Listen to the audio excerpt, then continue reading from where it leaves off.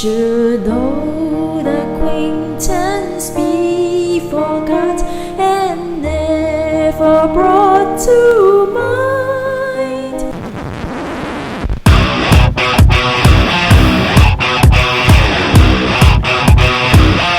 Open Gangnam Style. Gangnam Style. Well, Charles, Happy New Year. You've done it again, sir. Happy New Year. There we are, Gangnam Style or whatever that is. So good to see you, Charles. Well, I'm glad you're back safely. Yes, traveling and all that, whatnot. We've got our friend Billy Boy here, Gangland style. Exactly. And this is basically what he's done to the not-for-profit sector around the world in certain countries like Haiti and other ones. And the United States. For good measure. Just those little... Yeah. So, Charles, we've got a special show today. We're going to have some really exciting call-in guests who will be bringing in for some commentary. But as always, you've prepared a really comprehensive array of slides for us today. Where would you like to begin? I'd say let's go right to the cover here. And what we're going to be doing now for as long as it takes to bring these Clintons to heel is to go country by country, situation by situation, fraud by fraud, laying out the different perspectives that donor governments and host governments of these supposed charities need to examine in close detail. And we've been spending a lot of time, you and I and others, and actually quite a team of people have been spending a lot of time on this. It is one of the most complicated frauds out there, which is why it's been able to flourish for so long. And what we're hoping is, now that the Clinton popularity seems to be going down faster than, and I won't complete that sentence, what I think we're going to be able to do is, as the people in these donor government countries, begin to consider what their corrupt politicians in these donor countries have been doing in league with the Clintons. And as these donor countries and the people who live in them get poorer and poorer in this increasingly uncertain and volatile situation around the world, I think what will happen is that the power, the grip that the Clintons have had over this whole network, this criminal network around the world, will just be torn asunder. And it will happen, I think it was Ernest Hemingway who said, he was asked in a book, I think Old Man and the Sea it might have been, or it was a book where the old man was asked, how do you go bankrupt? And the answer was, slowly then suddenly. And similarly, in this case, how do you pull apart the largest charity fraud, one of the largest frauds ever attempted in global history? Yeah. You pull it apart slowly, and it comes apart suddenly. So today what we're going to focus on, we've got a new name. I'm loving the way President Trump, he's gifted at many things, and one of them is coming up with those names. So during the campaign, it was Crooked Hillary, and then as he pounded, now he's just calling her either Crooked or CH. And so Mr. President, if any of your people are watching this, I would strongly encourage you to consider humbly. I know you're the dean of naming here, dean of many things. You're the big dog. But how about calling Bill Clinton not Rocket Man, but Racket Man? Oh, I meant to make a graphic of Bill Clinton with a rocket pack, and I just got too caught up with the video. We could do it. We could do that for the next episode. That could be Racket Man. Exactly. But so what we want to focus upon here is Korea and the relations that Korean politicians and Korean Americans and Korean companies have had with the various Clinton Foundation charities over long periods of time. So we're going to be spending a fair amount of time on that, sort of 2 or 3, 4 slides into the presentation, likely with Elizabeth. We have Elizabeth Beck waiting, and King James also will be joining us. So Great. We'll do maybe one at a time for a few minutes of insight from each of them. Great. Well, without any further ado, we can jump into the next slide, which is certainly familiar to our longtime viewers. And I'd like to thank those of you who are watching now for the first time, for the many preceding times. Jason and I have been over some of the metrics for these many shows. We try to learn from them.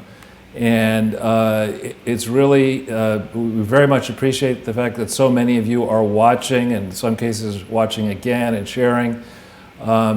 The typical metric for something as long as these kinds of shows and as complex as this, you don't generally see the kind of audience grab that you're getting, Jason, on this and others. Both of us, Charles. Well, I'm just saying, but this and the other ones that you do with Jan and many other people. But we're starting to see, it's the last one I think we did on Sweden with the great Biljana. Yes. And if you're watching Biljana, Happy New Year to you, is I think over 30,000 views. I was just checking that right now. Yes, 31,000. And you know what else, Charles? Just today, Crowdsource The Truth is at 39,839 subscribers on YouTube. So hopefully by the end of this broadcast, we will reach 40,000. The magic 40,000. 40,000. And they say 40,000 is the new 20,000. So that's something. So what we have here, just to go over, for those who are watching this for the first time, we want you to understand this disclaimer applies to everything we're saying and everything that's up on every slide that we do. We do our analysis on this topic, on most topics, based on publicly available information. Now we try to cross-check that information, we spot anomalies, but we're not responsible for creating the Clinton Foundation public filings. And if they have mistakes, those mistakes are the fault of the Clinton Foundation people, trustees, and advisors.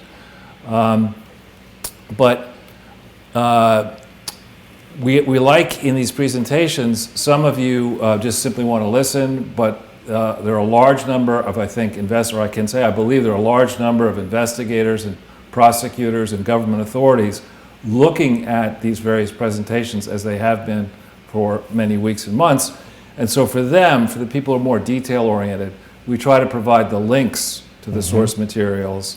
And in some cases in this presentation today, we will pull up those links. In other cases, we'll just leave that to you to do that at your leisure. One that I might want to pull up on this page is this playlist, just to show Jason has done a fantastic job generally, but also in organizing these many, many shows that we've done. And so here you see we have, I guess, 30... I forgot to put last week's in there. I'll add that. All right. Well, we have 38 then once you add it. It is possible, if you're just starting on this for the first time today, we're going to give you a lot of information to consider, but as background, you may want to go back to ground zero, particularly if you're a state government and a foreign government trying to figure out the full extent and the contours of this massive fraud, this massive ongoing unprosecuted fraud. You'd save yourself a lot of time, even though it's many, many hours, going through all these materials or having a team of people going through these materials, because that'll help you figure out which of the laws in your country, in your state, have been broken, which are the most actionable, which are the easiest to prosecute, which will give rise to the greatest financial penalties and impact, trying to bring these crooked Clintons to heal. Look, we've added 3 subscribers. There you go, at that pace. So maybe I should keep talking for 5 hours. But anyway, if we go to the third slide, and today we only have 12 slides, ladies and gentlemen, so we're mindful that many of you want to get to your New Year's Eve party. Here in New York City, it is very cold. I guess it's clear evidence of climate change and global warming that it's so damn cold here. But we like to begin each of the substantive portions of the slides talking about what actually happened, and we're going to relentlessly go after our claymation figure here, Hillary Clinton. And by the way, congratulations to you, Jason, on the recent news on what happened, what really happened. Let's just clarify that for a moment, because I misspoke and I categorized it as a nomination. Sure. We've been submitted Right. for consideration Right. for a nomination, and that was a mistake on my part. Sometimes, speaking extemporaneously in these live streams, there are mistakes made, but I'd like to correct them right away. Sure. Particularly when entire hoax channels exist to mock anything and everything that I say. Right. But one thing that actually did happen that people need to focus upon is that in the 12-month period that ends today, and the stock market stopped trading on Friday, of course, the performance in really the largest, deepest, most liquid stock markets anywhere in the world was just extraordinary, up, depending on which benchmark you pick, around 25% for a year. Now that's one thing if the value of all your stocks were, let's say, $100 billion, but in the case of the United States, we're talking about trillions. Wow. And astute investors, most investors, look ahead. So when you see rising stock markets, a big move in stock markets is noteworthy in 2012 that in certain indices, every single month the market was up. And that has not happened for quite a long time. So for 2017, every single month, everything was... Not every index, but in certain indices, I forget which one, whether it was S&P or Dow or... And that's a record. Well, it's just unusual to have. You will typically see, generally a trend can be up, but you might have one down month for whatever reason. Not so in 2017. I wonder if President Trump is getting tired of winning yet. Yeah, I doubt it. I doubt it. And then, in terms of the economic prospects, what we're starting to see, and people need to understand this, those globalists who are out there need to understand that your future is grim indeed. Do you think they're watching? I hope. Well, I think they're probably drinking Chardonnay right now. They probably cracked the bottles open. But in terms of, people who rushed on the academic campuses, the multinational companies, the investment firms, the law firms, the consulting, rushed to embrace unregulated globalism. They've sort of forgot that economic activity and national wealth is not distributed equally. And indeed, economic activity, wealth is concentrated in the United States of America. We've been prosperous for many, many decades. We were not as devastated by World War I and World War II as places in Europe and Asia were, where there was a lot of wealth. So we start out of the box in America with some advantages that other countries don't have, as we'll show when we compare the United States to, say, Korea. So inside this country, we have a lot of strengths. We have a homogeneous population. We have common traditions. We have a legal system that works. We have one large market. We are not overpopulated. We have lots of natural resources, most importantly, including water and energy. So there are lots of very, very good things. And it's easy to sort of get into all kinds of gloom and doom thinking when it's coming out of the academic campuses, the naysayers, always hitting America down, focusing on all of our faults. Do we have faults? Of course we do. But relative to other countries, there is no other large integrated market in the world. China's is a fraction. It's a consumption market of ours. And Europe really isn't integrated, and I think it's destined to blow up and fall apart. I think the EU is not going to remain intact. That's just my view. Now, not to interrupt your role there, Charles, but when you mentioned World War I and World War II, I've heard quite a bit that Prescott Bush and even his father played a role in making those wars happen and financing both sides and all those things. Was the devastation of Europe and the transfer of wealth from Europe to the United States maybe one of the goals of those huge incidents? And could something like that happen to the United States now? Some big gigantic war that transfers wealth elsewhere? Of course, on the first part of your question, I don't know how responsible the Bush family itself was for 1 and 2. Maybe they played a role in it. But on the second part of your question, of course, we could have something completely out of the box happen and knock this country back for a loop. But, were that to happen, we're in the most important export market for many, many countries. It's going to set the rest of the world down as well. So the question would be, relatively speaking, would we end up in the end worse off than the rest of the world? And my guess is, I don't like to think about that would be a doomsday scenario, so we don't... So, but just to focus on what actually has happened in the last 12 months, the stock markets have looked at everything. They've looked at the pros and the cons, and they come away and they say, look, things are, the market has voted. We're a lot better off. I don't think people have fully digested the tax bill.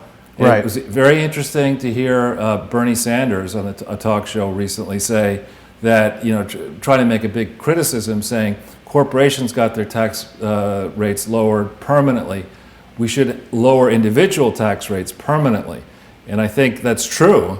But to have Bernie Sanders, the socialist, now maybe he needs money to pay for things, I don't know what, for the extra house, but to have him say something like that places now the debate in a very interesting place where the Republicans who control both houses could have a vote on that topic and say, we just heard that Bernie Sanders, that guy, to the left of Hillary, he wants to make the individual tax cuts permanent. What say you, Democrats? We're all in. Well, the more shocking aspect of that is that you've agreed with something that Bernie Sanders said. But on just narrowly on the tax bill, one thing people haven't focused upon yet, and the devil will lie ultimately in the details of how Congress puts this all together.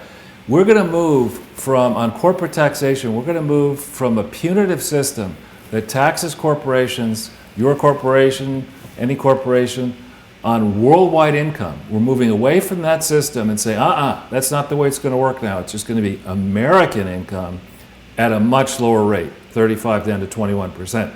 That is a massive change. Many other large markets also tax on worldwide income. And many other large countries, tax on worldwide income and have bigger obligations to their bloated socialist governments, both retirees and active programs. So they need as much tax revenue as possible. We move off the dime, not taxing worldwide income, just taxing U.S. income at a much lower rate. That's going to upset not only the apple cart of what's going on inside this country, it's going to upset the apple carts around the world, which is why European leaders, I think, who have very high tax rates, and Japanese leaders are, knocked for a loop here. Well, does that mean that more companies are going to want to come to the United States? Yeah, wow. And a lot more, because economic theory. That's smart. It's very smart, and I think people haven't thought it through properly. That what Trump is trying to do here is not only try to get American multinationals to bring their offshore cash back inside this country so it can be invested for projects that make sense. They're also trying to get, I think, the Trump administration, foreign countries to think very differently about where their headquarters should be. I mean, this is the largest market in the world. It's a lot easier to serve this market from here. Yeah.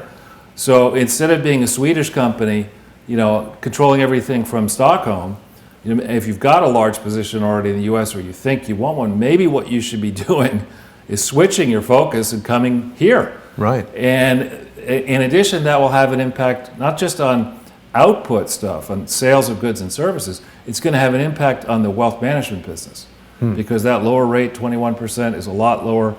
And as again, the stability of this country is a lot more reliable, I think, than in the Cayman Islands, Bermuda, Singapore, these other places. So this was a masterstroke. And we said last week it was also a masterstroke because somehow, without doing all that much work, Trump managed to get he colluded with the Democrats to get every single Democrat to vote against their interests. Do you have a dossier to prove that? I guess so. So if you think about 2017, what happened in the second line here is that disruptors in business, when you look at the big movement upwards in stock prices, a lot of that movement was in the disruptive companies. So Jan Weinberg, I know, was talking about Boeing and GE. And it's interesting here that Boeing shares rocketed upwards, where GE shares, depending on the exact time frame that you pick, I think they were down almost 50% in a year where the market was up 25%. Now that's stunning. To be able to do that, a big company, have your stock price almost half when the general market is up 25%. What's going on over there? Well, I think at GE, it's taken a while for people to appreciate what I and others saw back in 2007, 8, and 9, that GE was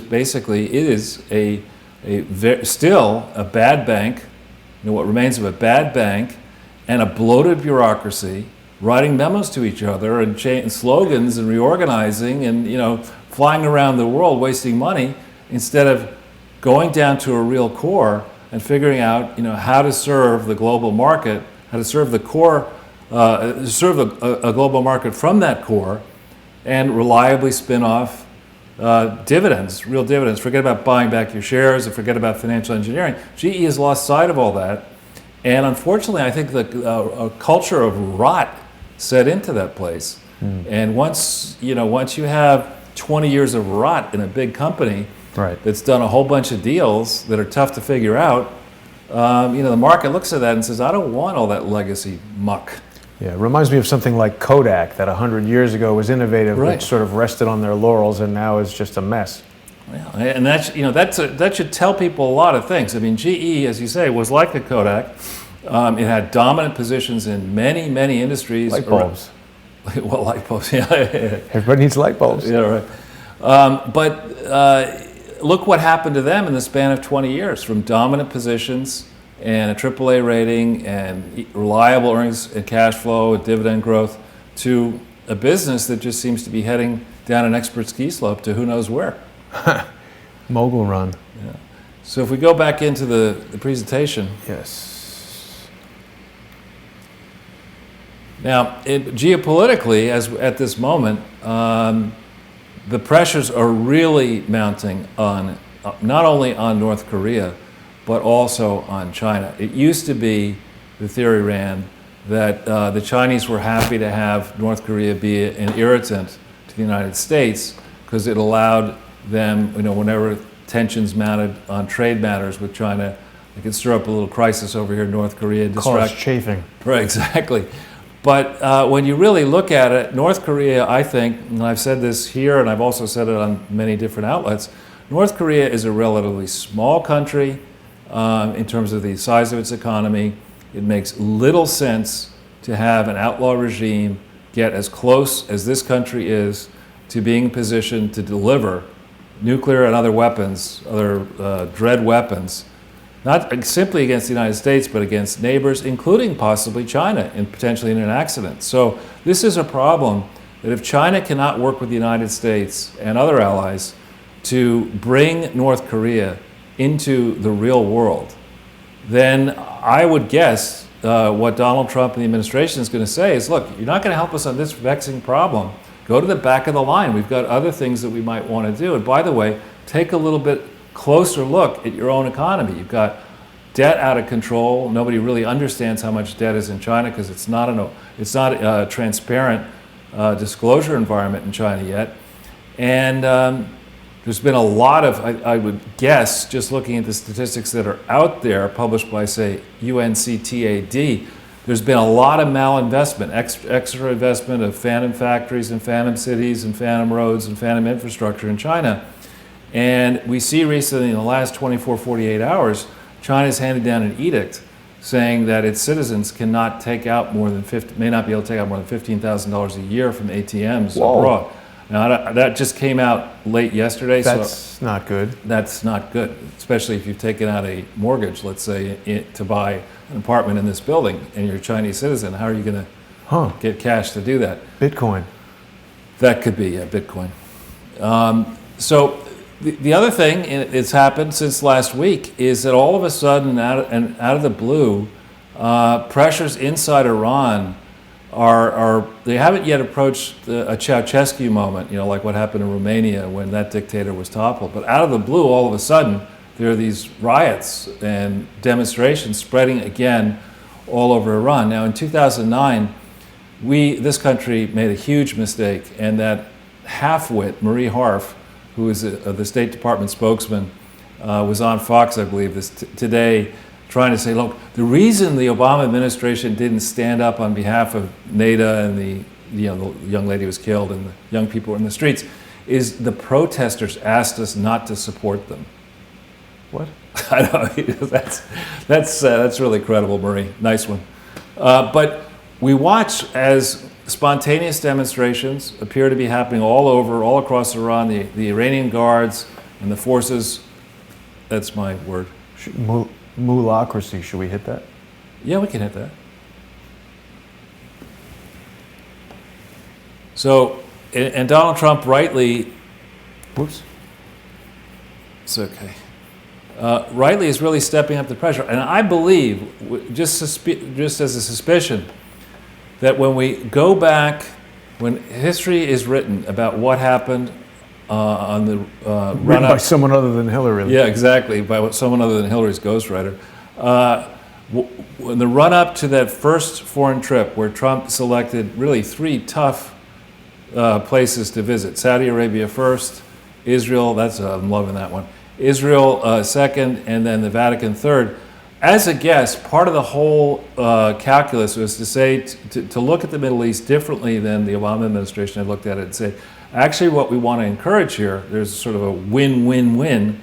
What we will do, Saudi Arabia is very concerned about Iran, and particularly the Iranian Guards and the mullahs, and their support for extremist Shia Muslim. Isn't that it? It's the battle between Shia and Wahhabi. Right, but also the propensity of this malacracy to support terrorist groups all over the place. Not simply terrorist groups that Saudi Arabia doesn't like. that they don't like, exactly. Yeah, this is like not their terrorists. Well, but I mean, it was very interesting that as part of that whole run-up, that the king allowed strong statements to be made rejecting that extremism coming from the Wahhabi side of Islam is among the most extreme sides. So for the king and his mouthpieces as part of that trip to say, we reject that extremism, that likely was part of a grand bargain. And now we see another card being played where the United States, I hope, will do the right thing here and encourage the eyes of the world to focus upon the corruption, what really happened to the $150 billion that was sent to Iran. Probably not too much of that went to the people, and probably a lot of it went to the mullahs and the cronies behind the mullahs, and that Iranian economy, which does have a lot of potential, and the Iranian people who have great potential, have made huge contributions over millennia to global society, have been locked down under this repressive regime ever since 1979, in part thanks to an idiot, Jimmy Carter. And wasn't that mostly the CIA though? That no, well, that was Shah? even before. It was, or overthrew the installed the Shah. Yeah. But no, it was Carter and Brzezinski who thought, this couldn't be worse than the Shah. I feel like Brzezinski was controlling Jimmy Carter much more than Jimmy Carter was controlling anything. Well, he's a CFR dude. I don't trust Brzezinski at all. Yeah, I don't, thankfully he's still dead. But I don't even trust that. But anyway, we have in the situation in Iran a big potential force for good if it does move back to a secular controlled government where Shia Islam is allowed to flourish inside the borders. If they change their posture, rejecting support for terrorist groups, I would bet there's going to be a massive appetite in the West. Because this is, in terms of population, a big market. In terms of culture, it is not as, it's got a lot of potential once it's unlocked. This could be a game changer for the whole peace process in the Middle East, for the peace process generally speaking, because Iran and North Korea, for example, have been up to no good for decades. I mean, you could see major positives here. You could also see a retrograde move where the Iranian Guards and the Tehran authorities decide to stamp this out. So this is a moment where this is a big moment, actually. Yeah. Well, there was some article, I forget where I saw it, that said that the State Department was saying things that sort of insinuated regime change in Iran, which doesn't sound good. Well, I think unlike 2009, which really was a moment, if you go back and see what's known publicly, which is all I know, it certainly seemed as if the Iranian people were ready for a change. And it certainly seems as if the Obama administration did not, just stood on the sidelines. I handed them cash. And later handed them a lot of cash. So we go back into the slides.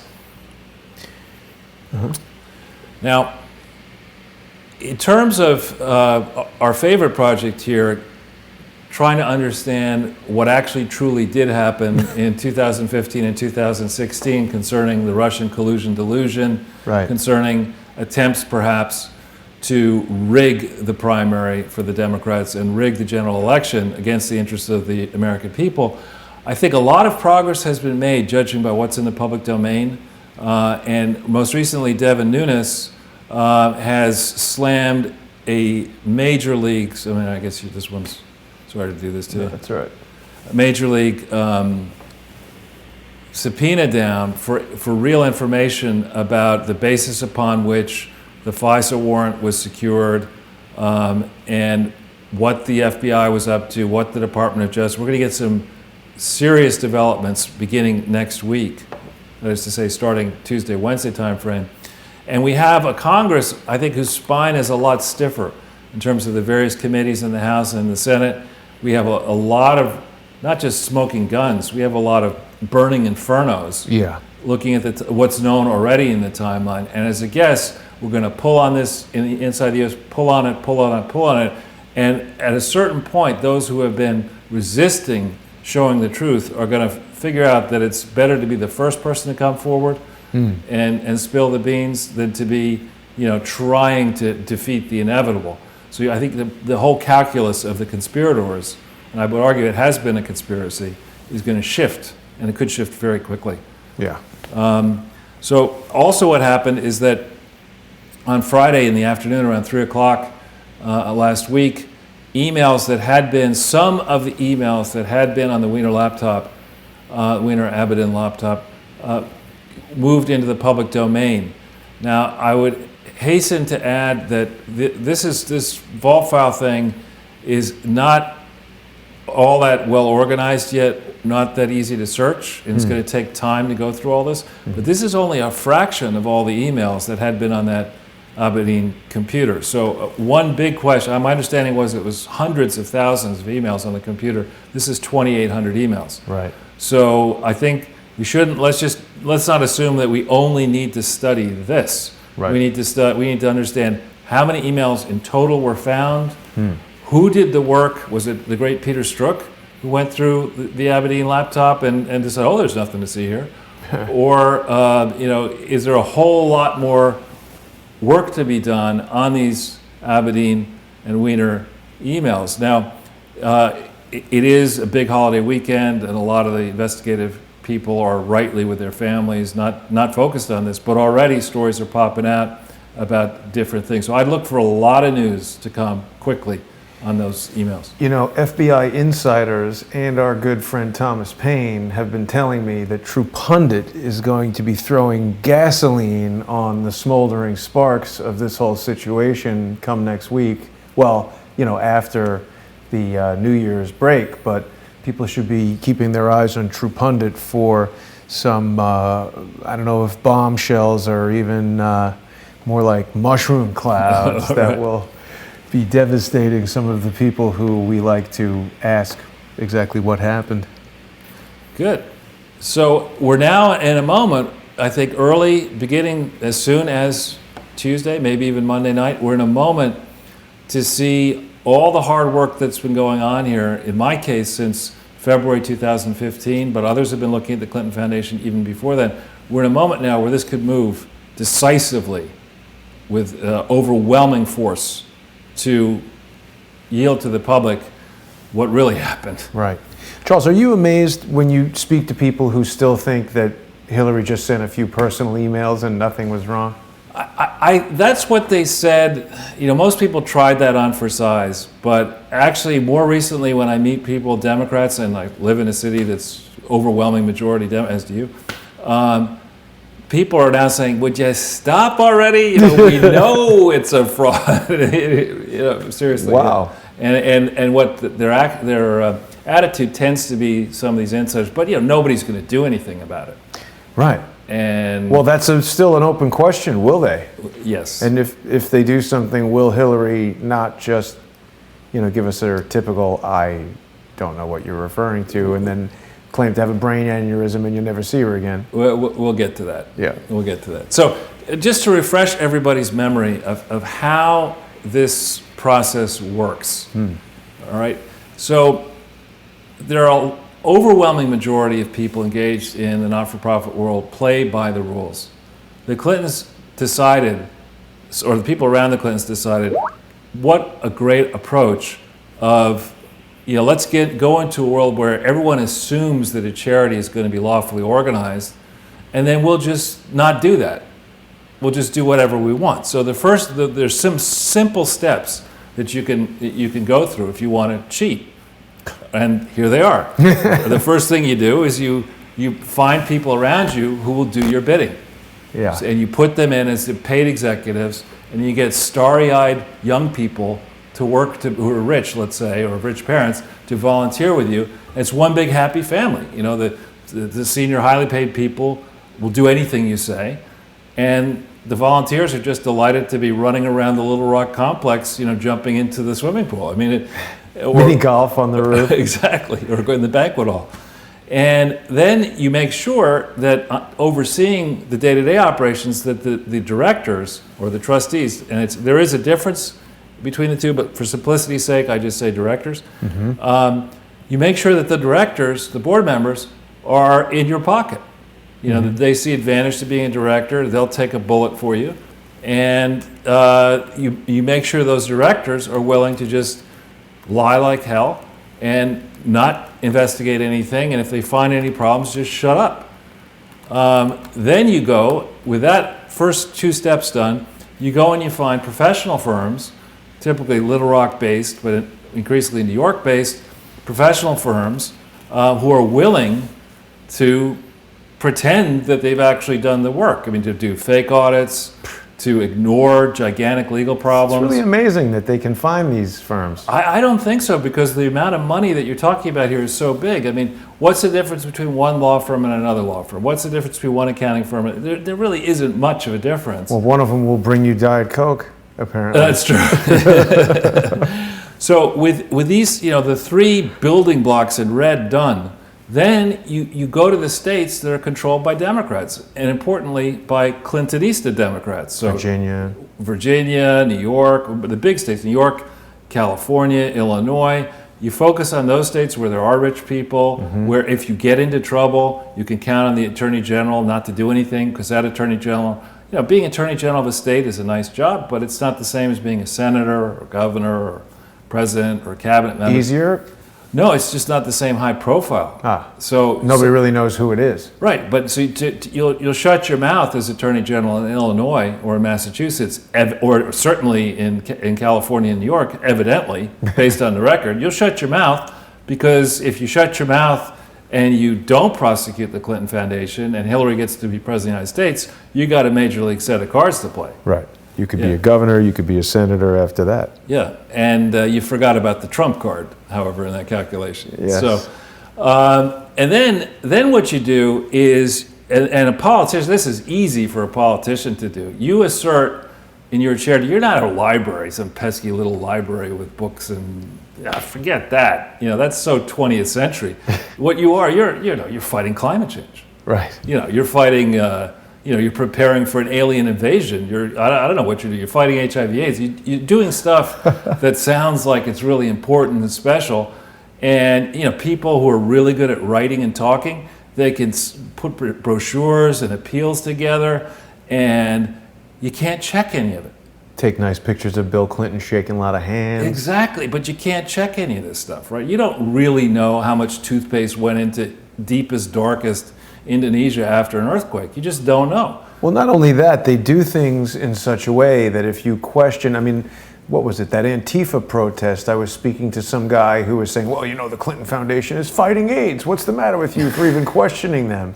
But when you look at it, of course, they're doing fraud with Ranbaxy and pushing ineffective AIDS drugs and actually hurting the people there. Exactly. So they say something that sounds good, and it's always the standard modus operandi is to say, look, I'd like to answer your questions, but I got to go on a plane to Rwanda any minute.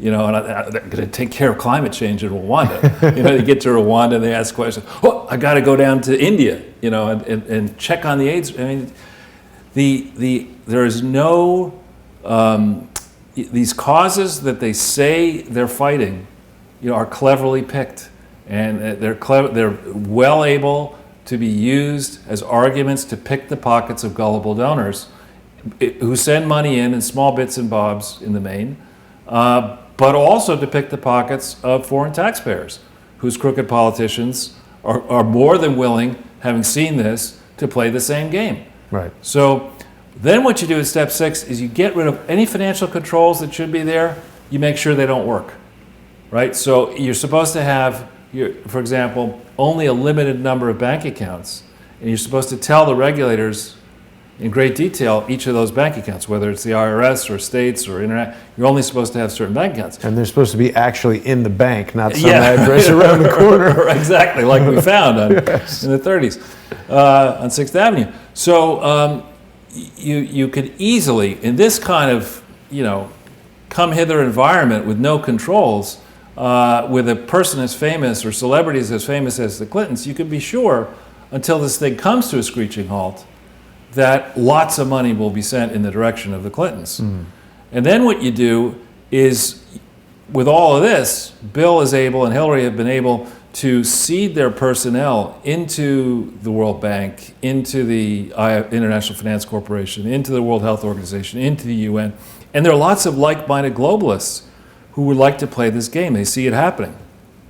So the Clintons are able to, for a donor who might want to put, let's say, 10 million into this mess, I mean, you're very happy to do that, first of all, if it's not your money, and second of all, if the Clinton connections will, let's say, get you a $100 million grant to subsidize a project of yours. You'll put 10 million of somebody else's money in to get 100 million back every day of the week if you could do it. Right. And we'll see that there's a certain amount of that going on. Then, in the case of the Clintons, it was crucial that Hillary be out there as a potential presidential candidate, because there is the record that's out there from 1993 to 2001, before Al Gore invented the internet in all those years.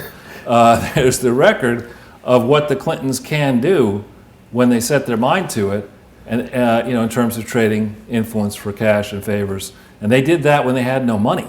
Imagine what they could do now.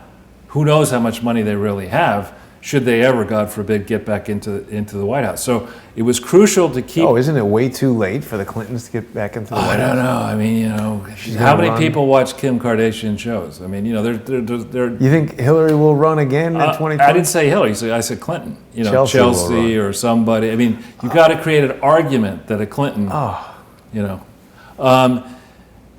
and so what you do, we talked about the grants, you'll also trade contributions for no-bid contracts, and there are a large number of no-bid contracts that do get let out for favorable regulatory decisions for, let's say, wireless licenses and decisions by a prosecutor not to go after you or your friend. So this is, in this format, which is now a matter of public record, and this is why it's so crucial that the investigators, forget the journalists, the normal journalists, they just don't have the capacity, it seems, to go into this. They'd much rather check on this Steele dossier or, how many scoops of ice cream Donald Trump has. or the cover of his golf course. Exactly. And so Central, with steps 1 through 9, are supported by two approaches in step 10 that most of us wouldn't dare do. The first is, if you're willing to stand up there and lie under it, look somebody square in the eye and lie under oath, knowing that the penalties for lying under oath normally are pretty strict, and if you're also willing to obstruct justice, you can get away. You're in business. You're in business, right? So if we just pull up a little bit on this page here, for the prosecutors, we've basically already listed out to you before these links, but these are links to the list of the large contributors to the Clinton Foundation, and then to the large contributors of the biggest piece of the Clinton Foundation, which is this CHI. And then we have two documents which are basically laughable, two sets of documents which were negotiated between the Clinton Foundation and the Obama administration to supposedly catch these frauds, which only flourished as Hillary Clinton went in January 21st, 2009 as Secretary of State. We can go to the next page. Now, I don't know if we want to bring in King James? Elizabeth, actually, to talk okay. about Korea at some point. Let me try her right now. I just texted her on Skype and didn't get a response, but perhaps she's there. We'll try her. Got it ringing right now. Good, I hear it.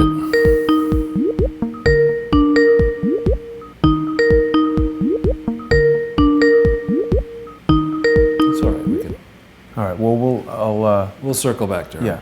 So I have had the pleasure of visiting Korea quite a few times, and when you look into, we don't need to pull up many of these links, but for people who are not familiar with the history of Korea, Korea was in desperate shape as its modern incarnation came together in the 1940s. But going way back into history, Korea has a rich history, a deep culture, lots to recommend. And what they've managed to do in modern incarnation is truly stupendous. Yeah, for such a small country, it's incredibly prolific in its manufacturing of cars and electronics and all that stuff. Ah, here's Elizabeth right now.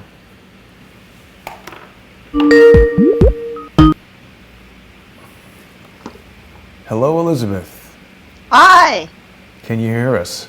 I can hear you just fine. Can you hear me? I can indeed. Could you hit the video icon on your Skype? How do I do that? Ah, got it. Charles, have you got Elizabeth there? It's on your screen. Yeah, There hi we go. Elizabeth. Okay. Happy New Year. You're Happy looking New lovely Year. today. I dressed up for this. I'm Good. not going anywhere. Good. I thought you were supposed to say you woke up like this. No, you DM'd me and said, "Don't be ridiculous." That's I what you did said, not say Jason. that. I could read between the lines. So we're just now talking, Elizabeth, about Korea, and Yes. many of our viewers may not know much about Korea. I was just explaining, I've had the pleasure of visiting Korea on business many times. We're just at the top of this page talking about the long history, not well before the modern period in Korea. There's a lot to the culture, the history, literature. It's not all about a consumption-based society or an export-driven society. There's a tremendous amount that is wonderful about Korea. And the record of economic growth since the 40s is absolutely amazing. Oh yes, and But- we can talk about that. And a lot of it has to do with the chaebols, and how the government worked in concert with a nascent modern industry in a country that was coming out of an agricultural, I want to almost say a serf-based agricultural system. It wasn't that long ago that Korea had a very rigid caste system. And people don't know that. People associate caste systems with modern day India, which still exists to some degree. But Korea certainly had a very rigid caste system as well. And that wasn't too long ago. And then what happened is there were these small industries, and the government actually worked in close concert with these industries. They were very small, right? It was an agricultural country. People were subsistence farmers. And the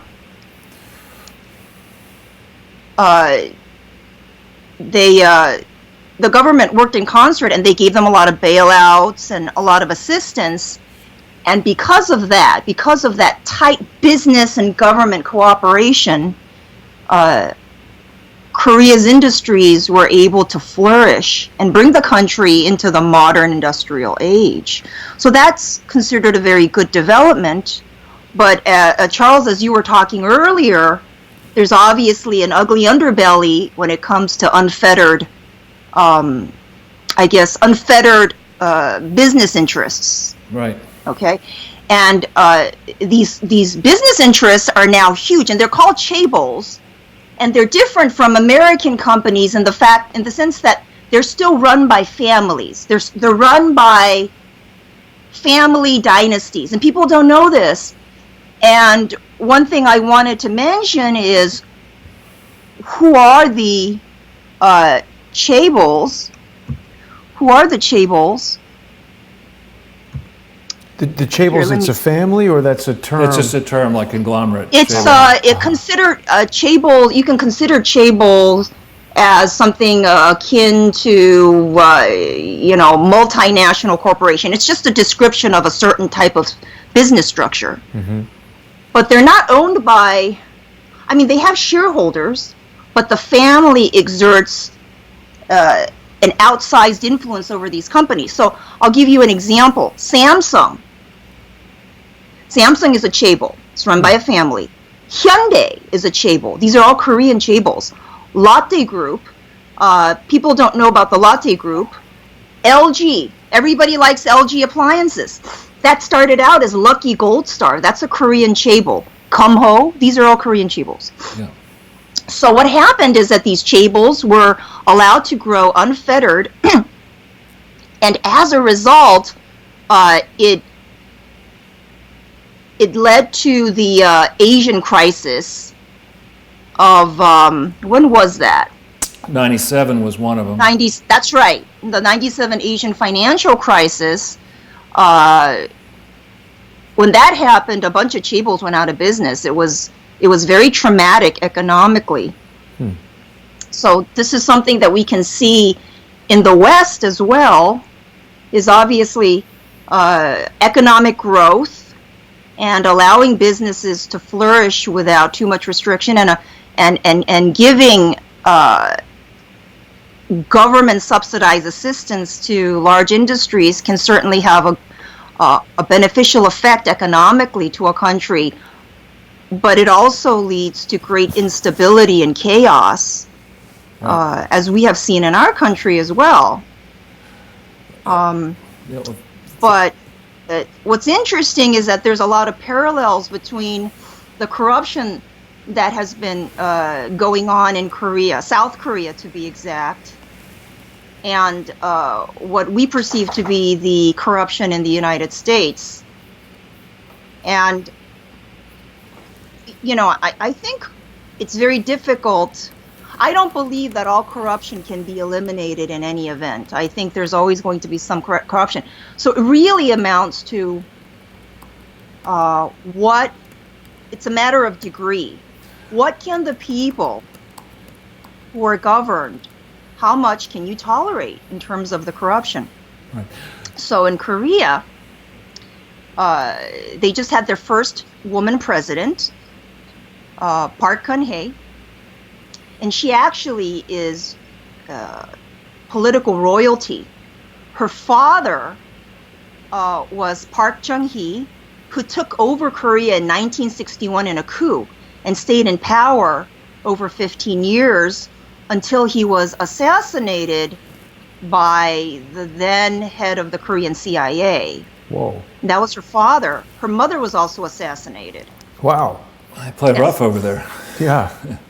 Oh, yes. So Elizabeth, if I could just jump in here. So Yeah. what we're going to do is we're going to take you through, I don't know if you had a chance to see the slides, we're going to take you through some background about Korea and then some economic statistics, and then through some case study examples of Korean officials playing with the Clintons. And Oh, yeah. So if I could just maybe run through a few of these links here so we can set it up. So you mentioned it's quite common, not only in Korea, but in Japan and around the world, frankly, in this country, to have politicians mix too closely with these large companies, particularly the export-oriented companies. That's a model that happens around the world. It's not necessarily to say anything negative about Korea per se, that this type of corruption has happened. But interestingly, and I don't know if you know about this, that the European Union has, on December 7th, they have completed a process of deciding which countries go on the naughty list. And it turns out that South Korea goes on the naughty list for the European Union January 1st, tomorrow. Oh. Over a lack of transparency in reporting out of Korea and all of these scandals. So that's going to put a crimp, I think, in South Korea's style. It's not only North Korea that's going to be under scandals, under sanctions. South Korea is going to be under sanctions from the EU. Well, that's very interesting. I wonder who has been the driving force behind that. Well, what happens is, and I would argue, somebody who picked apart General Electric's financial statements in 2007, 8, and 9, even a company like General Electric that has tremendous resources, and especially today, General Electric's financial statements are opaque. They remain opaque. So regulators have a hard time understanding what's actually going on, and typically in this type of situation where businesses collaborate or conspire with government officials who have access to cheap debt, what you can have happen is the chaebols, the conglomerates, the GEs pile up liabilities which they then hide, don't put them on the financial statements. They present a false picture to investors, and you rinse and repeat and go bust country after country, industry after industry. It's an old game that is, I would argue, being played out in the United States and Korea and other places. We have President Trump now drawing a stark contrast geopolitically to Bill Clinton, who claimed all this. Sorry. So sorry, Elizabeth. Keep going, Charles. I'm sorry. I'm bringing it right back. We have President Trump drawing rightly a contrast between himself and Bill Clinton in how he's handling relations with North Korea. So what we're going to do, and hopefully we'll get Elizabeth back, is this presentation is going to explore in some case studies some of these interrelationships that are quite stunning when you get into them. Sorry, Charles. It's okay. I'll remind, Elizabeth will know about this, our audience may not know or may not want to remember, that the rules that bind directors are quite strict. They have to exercise a duty of care and a duty of loyalty and a duty of obedience. We have a link on this page, at the bottom of this page, that takes you to a very good summary of how that works. And as you think about what I'm now about to tell you, the sloppiness, the messing, the defects, frankly, the illegality in so many ways around these Clinton charities involving Korean and other foreign donors, it's stunning when you consider the facts versus the laws that apply. In terms of what actually happened. In terms of what actually happened. So if we can make this just a little smaller. Mm-hmm.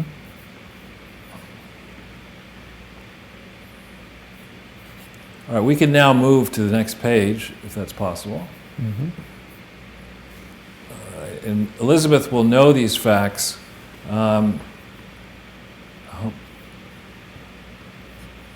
Here what we've done, as we did in the case of Sweden, is we've compared Korea in 2015 to the United States using this approach of, there we are. Sorry about that, Elizabeth. No, I actually have you on, so I was listening. Oh, okay, good. So yeah. you know a lot of these facts, but for our viewers, what we're trying to do in a systematic way, because we're going through all the major donor governments and countries that are giving money to this Clinton Foundation, and we're acquainting people with the differences between the United States and the donor country, and they're quite stark. So in this case, you would know that the population of South Korea, this is in 2015, is roughly 15% the size of the United States. Yes, Korea is the size of Utah. Right. Okay, right. It's just such a much smaller country. Right. And the population growth rate is it's barely a growth rate. It's 0.14%. Ours is 0.78%. I would argue, people talk about how with a business they want to see 5% growth in sales, 10% growth in sales. It's very tough once you get to an established market position to grow much faster than population growth times price change. And so when you start limiting yourself as a population and saying, I'm only going to grow at 0.14%, that presents major challenges.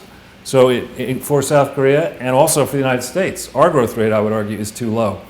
The median age of the population now in South Korea is quite high, kind of like Japan or Italy, at 40.8 years. This is in July of 2015. Okay. To make it comparable, and we're up at 37.8.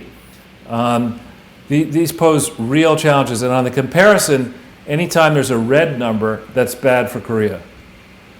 I've tried to make it simple. Now, in terms of America is a consumption-based economy.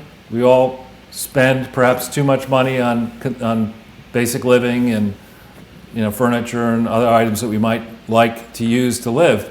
So our consumption per capita, this is across the entire population, is $38,000. Korea's is $14,000. U.S. has got to be the highest in the world for that. It's one of the highest. But the point being is that when we think about the size of the Korean market, people say, American companies really should rush to serve the Korean market. It's not that big. No, and it's not as if the Korean chaebols are going to say, you know what, we'd love for you American companies to come in and take market share away from the home-based chaebol. That's not, that's not likely to happen quickly. So when we look at the size of Korea's market, it's 6% the size of the United States market, 6%. And there's some tough competition in Korea. Then we look at the degree to which Korea exports in relation to the size of its consumption. Their exports are 93% of consumption. Wow. All right, so that roughly means that the average Korean company will be selling as much outside Korea as it's selling inside Korea. Whereas in the United States, exports are only 30% of consumption. While it's a very large number, 3.7 trillion for exports, our businesses are positioned differently in the main. The big, long-established ones will be big exporters, but the average American company is not that engaged in the international market relative compared to the Korean. That may be because I believe South Korea has a favorable trading status with the United States. I mean, you can find Samsung items everywhere. And because it's such a small country, it would make sense that when such a small country exports to, say, the United States, you're going to get rates like that. Yeah.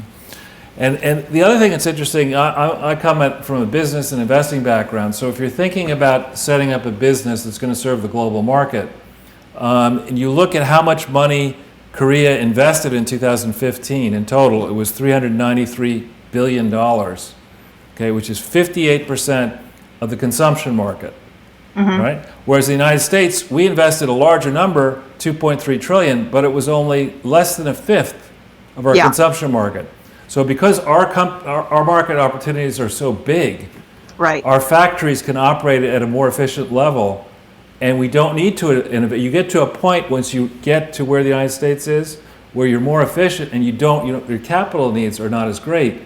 So I bring this up just so people have a sense for the relative size of the two countries, and the challenges that are presented for each of these two countries are slightly different. Now, in terms of urban concentration, that's an area actually where Korea is better than the United States. It's easier to manage an economy when populations are concentrated in cities. It's more efficient. And so South Korea is 82.5% urban by the analysis of our vaunted CIA, which is publicly available on the CIA World Factbook. We're roughly the same, but we give Korea a green number there. Also, Korea is more efficient with doctors. We have 245 doctors for 100,000 people. Korea has only 214. Now, maybe that's a minus, or maybe it's a plus, but it's interesting to consider why would it be, on the one hand, that Korea has fewer doctors per 100,000, but on the other hand, if this number, I have a red asterisk next to it because I'm not sure it's a good number, I don't understand why Korea would have 1,000 hospital beds per 100,000 and we only have 290. And all those people are waiting for a doctor.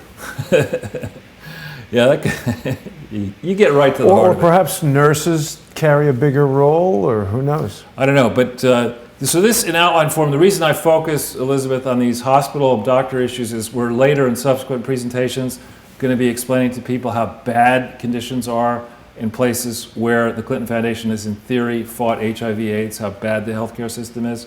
So I want to make sure people understand this background. So if we go to the next slide. All right. I don't know how much you know, Elizabeth, about Dr. Jim Kim, who is the head of the World Bank. Not too much, actually. All right, so I'll take you through some of it. And But I've heard some things about the World Bank. That's for sure. all right. So the Dr. Jim Kim is one of these people. When you look at his resume, you say, Yeah. how many is this guy? What kind of God is he? I mean, he's a doctor. He's a PhD. He's president of the World Bank. His resume is one of these resumes that seemingly go from strength to strength. If we could go a little bit smaller into it.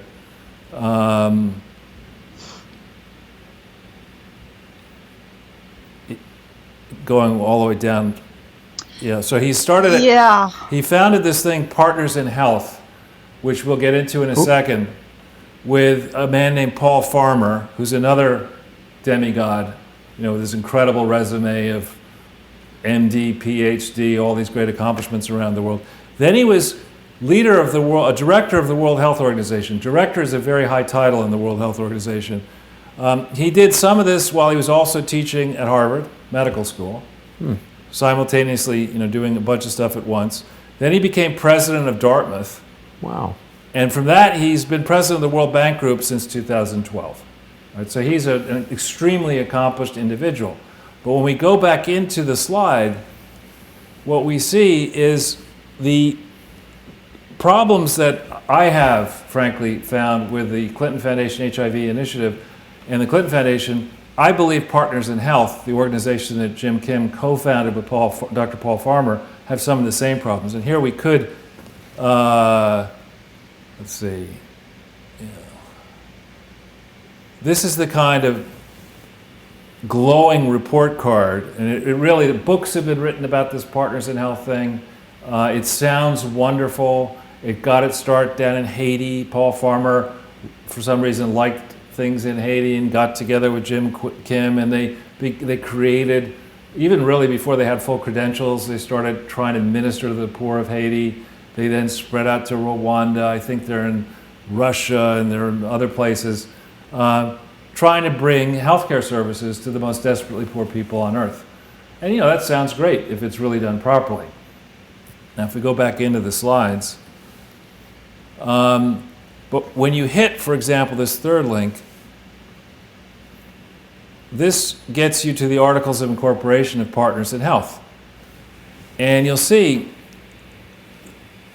if you go to the last page of this thing, you'll see that this is a document that was filed in July of 2001.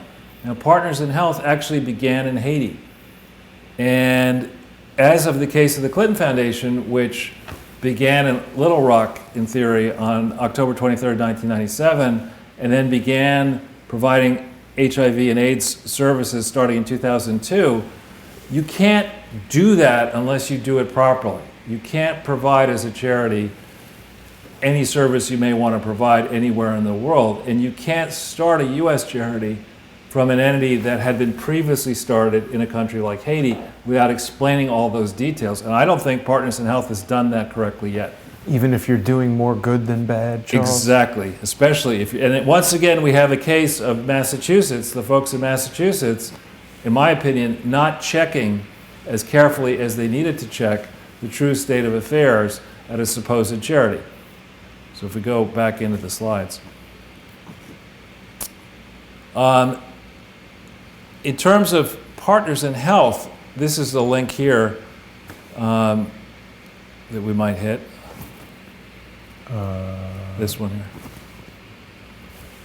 So this is actually a decent portal that takes you through, if you just scroll down to the, tons and tons of information on Partners in Health. The stuff on the left is the useful stuff. If we could just go all the way down, you'll see a lot of information in here that's helpful to experts, including the idea that they obtained tax exemption in the state of Florida, in the state of Illinois, in the state of Massachusetts, in the state of North Dakota. No such documents are online yet for the Clinton Foundation. Yeah, that's the first time we've actually seen a 501c3 registering in the different states beyond just being a tax-exempt thing. Right, and if we pull up, I don't know if that link is working now, yeah. All right, see this says, an ST119, whatever it says that as far as the New York State Department of Taxation and Finance is concerned, it is exempt from payment of New York State and local sales and use taxes, which means there must be a file in New York State, an application that described Partners in Health, described its history truthfully. No such certificates exist yet for the Clinton Foundation. So these guys are doing all right, though. Well, they may be doing all right. They're doing a better job. This was issued July 13th, 2011. We don't know when Partners in Health began operating in New York State. You see, that's the question. So now if we go back into the slides. Here we're going to take 3 specific press releases. Now these are smart people at Partners in Health. This isn't, Joe Stumblebum and, Peanut, his girlfriend. I mean, this is really smart people with multiple degrees and now vaunted careers. If we look at 2006, that link, this is a press release from the Clinton Foundation. Now even now, right now, this is an illegal solicitation you're watching right now. Okay, this is an automatic prompt. President Clinton will triple your tax-deductible gift. He sent an email or a tweet saying that the other day. And he got some grief. So this talks about, on July 20th, 2006, a $2 million gift to something called the Clinton, the Clinton Foundation HIV/AIDS Initiative. Now there's one small problem. That entity did not exist. The Clinton Foundation HIV/AIDS Initiative, as far as law is concerned. There was no such. Give it to Bill, I'm sure he'll make sure it does more good than harm. So it said a total commitment of $2.1 million to the William J. Clinton Foundation for its initiative, HIV initiative work in Cambodia and the Dominican Republic. All right, and then it talks down here about Jim Kim, I believe, or maybe not in this one. Well, this just talks about all the work that had been done by this Clinton Foundation HIV/AIDS initiative, and the facts are that the Clinton Foundation HIV/AIDS initiative was liquidated, if it existed, on December 31st, 2005. It was liquidated out of legal existence. It was never formed properly. Now, Dr. Jim Kim may not be a detail man, but if we see in 2004, he was at the WHO, point person, here's his picture, working with Ira Magaziner. He was at the WHO, the World Health Organization, as, frankly, the crooked Clinton Foundation HIV/AIDS initiative. He entered into various agreements with suppliers of generic drugs that weren't tested properly, manufactured properly, with test kit companies whose relationships were not declared truthfully. And this picture here and this press release comes about 2 months before the WHO decided that this troubled company, Ranbaxy, that we've talked about, was a major league set of trouble and had to have its medicines pulled around the world. But that didn't stop the Clinton Foundation from continuing to work with Ranbaxy for years, distributing this stuff. And how come Dr. Jim Kim didn't know about these problems starting in 2004? How come he played along and continues to speak highly of the Clinton Foundation, continues to stay associated with Partners in Health? How come he didn't do any of this? I mean, this is supposedly somebody who's got the smarts to see problems. He was at the center of all these problems, and he's got, in my view, a lot of explaining to do. So, well, one thing I've noticed is the amount of education that you have received, or the litany of accomplishments that you have accumulated in your resume, does not seem to have any correlation with your moral compass. Any positive correlation? I don't even know if I'm not going to go so far as to say that there's a negative correlation. I'm not quite ready to go there, but I just don't see a correlation. So it's not really surprising to me that despite all his accomplishments, the good doctor is not able to see what other people may see as, at the very least, monkey business Yeah. in a huge nonprofit. I think a lot of times what I have seen now, I have graduated Yale Law School.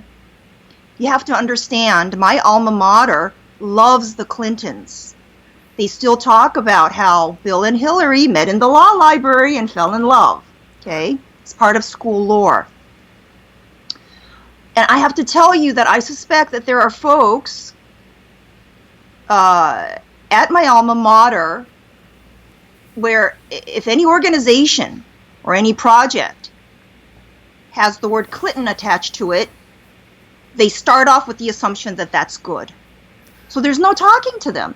I remember I had a debate with a classmate, with a former law school classmate of mine over Facebook DM, and this was, I want to say, over a year ago, and I was arguing with him over what I perceived to be the very concerning pay-to-play actions taken by Secretary Clinton when she was Secretary of State in association with the Clinton Foundation. And he didn't see anything wrong with it. He did not. That was very concerning to me. And I think that he didn't see anything wrong with it, perhaps because he was colored by the fact that it was Hillary Clinton, quite possibly one of the most illustrious graduates of his alma mater. So he had a vested interest in keeping her reputation going. Yeah. It's a problem I see. Well, we'll go to, on this page, one final problem, which is the third set of problems in 2003 that, down here. We've shown this link before in prior presentations, but just to refresh people's memory, this is an announcement October 23rd, 2003. About 4 days later, the Clinton Foundation illegally entered into an agreement to promote the sale of Ranbaxy Laboratories drugs, a fact that they've obscured, left out of all their filings. But this is a long, fancy press release that brags about all the good things the Clintons are doing, supposedly bringing down the price of HIV/AIDS medicine in October 23rd, 2003. Here are the following problems. The Clinton Foundation in 2003 was not authorized to do any international work. It was not authorized to do any work fighting HIV/AIDS. The people who signed this agreement and spoke on behalf of it had no authority to bind the Clinton Foundation. They were neither officers nor directors, nor, as far as we can see from the filings, contractually agents of the Clinton Foundation. And the people associated with it, if we go further down the page, Jason, if we can,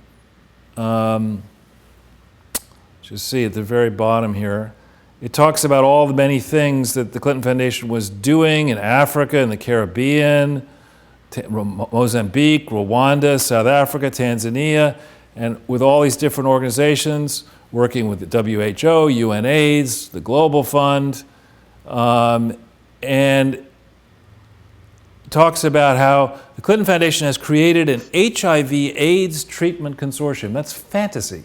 There's no such legal document that is in the public domain. Its partners are supposedly Columbia University's Mailman School of Public Health, which is a big deal, the Harvard AIDS Institute, an entity for which I find little documentation, the Harvard Medical School Division of AIDS, again, I don't know that that's a formal legal entity, Health Alliance International, an entity that got into big trouble subsequently, Pangea Global AIDS Foundation, an entity that is, I think, winding down. There's Partners in Health that we talked about that Dr. Jim Kim co-founded. I don't know about PharmAccess of the Netherlands and University Research Corporation, but supposedly the very same firm that is now involved with the Fusion GPS dossier, this Baker Hostetler firm out of Cleveland, supposedly people there got involved doing all this work. Well, how could you do a second's work on a charity without establishing that the charity existed? Didn't Ira Magaziner have a penchant for naming things after Harvard when they didn't really exist? Yes, or have he likes to anything do that with too. Harvard? He likes to do that too. So, I mean, you look at this kind of stuff, I mean, I'm not a PhD or an MD. I could never, I'm very squeamish, so I can't even think about medicine. But, you know, certainly somebody as smart as Dr. Jim Kim, you know, should have long ago had very serious questions about the Clinton Foundation. Or alternatively, he's just a figurehead who's, taking these various positions, is happy to, play the part, but has decided he's not really going to look in and try to find any problems and address any problems that may exist, because these are serious problems, frankly. So if we go to the next page of the slide presentation, this is a fun one. Now, with the president of the World Bank, that's one Korean, I think he's a Korean American at this point, president of the World Bank. Now you have the former UN Secretary General, Ban Ki-moon. Now, there's this book that we've shown people in the past, where it's crystal clear in the book and in logic that when Ban Ki-moon was foreign minister of Republic of Korea, trying to become Secretary General of the UN, he is given credit for pushing Korea into UNITAID, which is a Swiss-based NGO that supposedly is going to help fight various worthy causes around the world. He was the person in Korea. This is a Korean person, not Korean American. And ultimately, the Republic of Korea joined UNITAID late in 2007, just exactly at the same time as the Clinton Foundation HIV/AIDS initiative exploded, went smithereens, right? And we look at the scale of this. The book I was referring to is this link here. We've shown this to people before. Frankly, it's a first-person confession of fraud, is the way I look at it. Given what I know, the main author was the foreign minister of France at the time, and also the chairman of UNITAID. This is a book that it's tough to find in normal bookstores, but I was able to get it at our great bookstore in New York, The Strand. I like to plug. But here, it's something to look at another time. Ban Ki-moon is given credit, in quotes, for pushing South Korea to support UNITAID. And if we go back to the slides, what we see, UNITAID's total receipts, this is $349 million in 2008, okay? And of that total, the French donations were $226 million, and Korea put in $7 million, which is a lot of money. In total, from 2008, 9, 10, and 11, these are the years where the Clinton Foundation HIV/AIDS initiative was a disaster, where the reorganization was fraudulent, grossly fraudulent.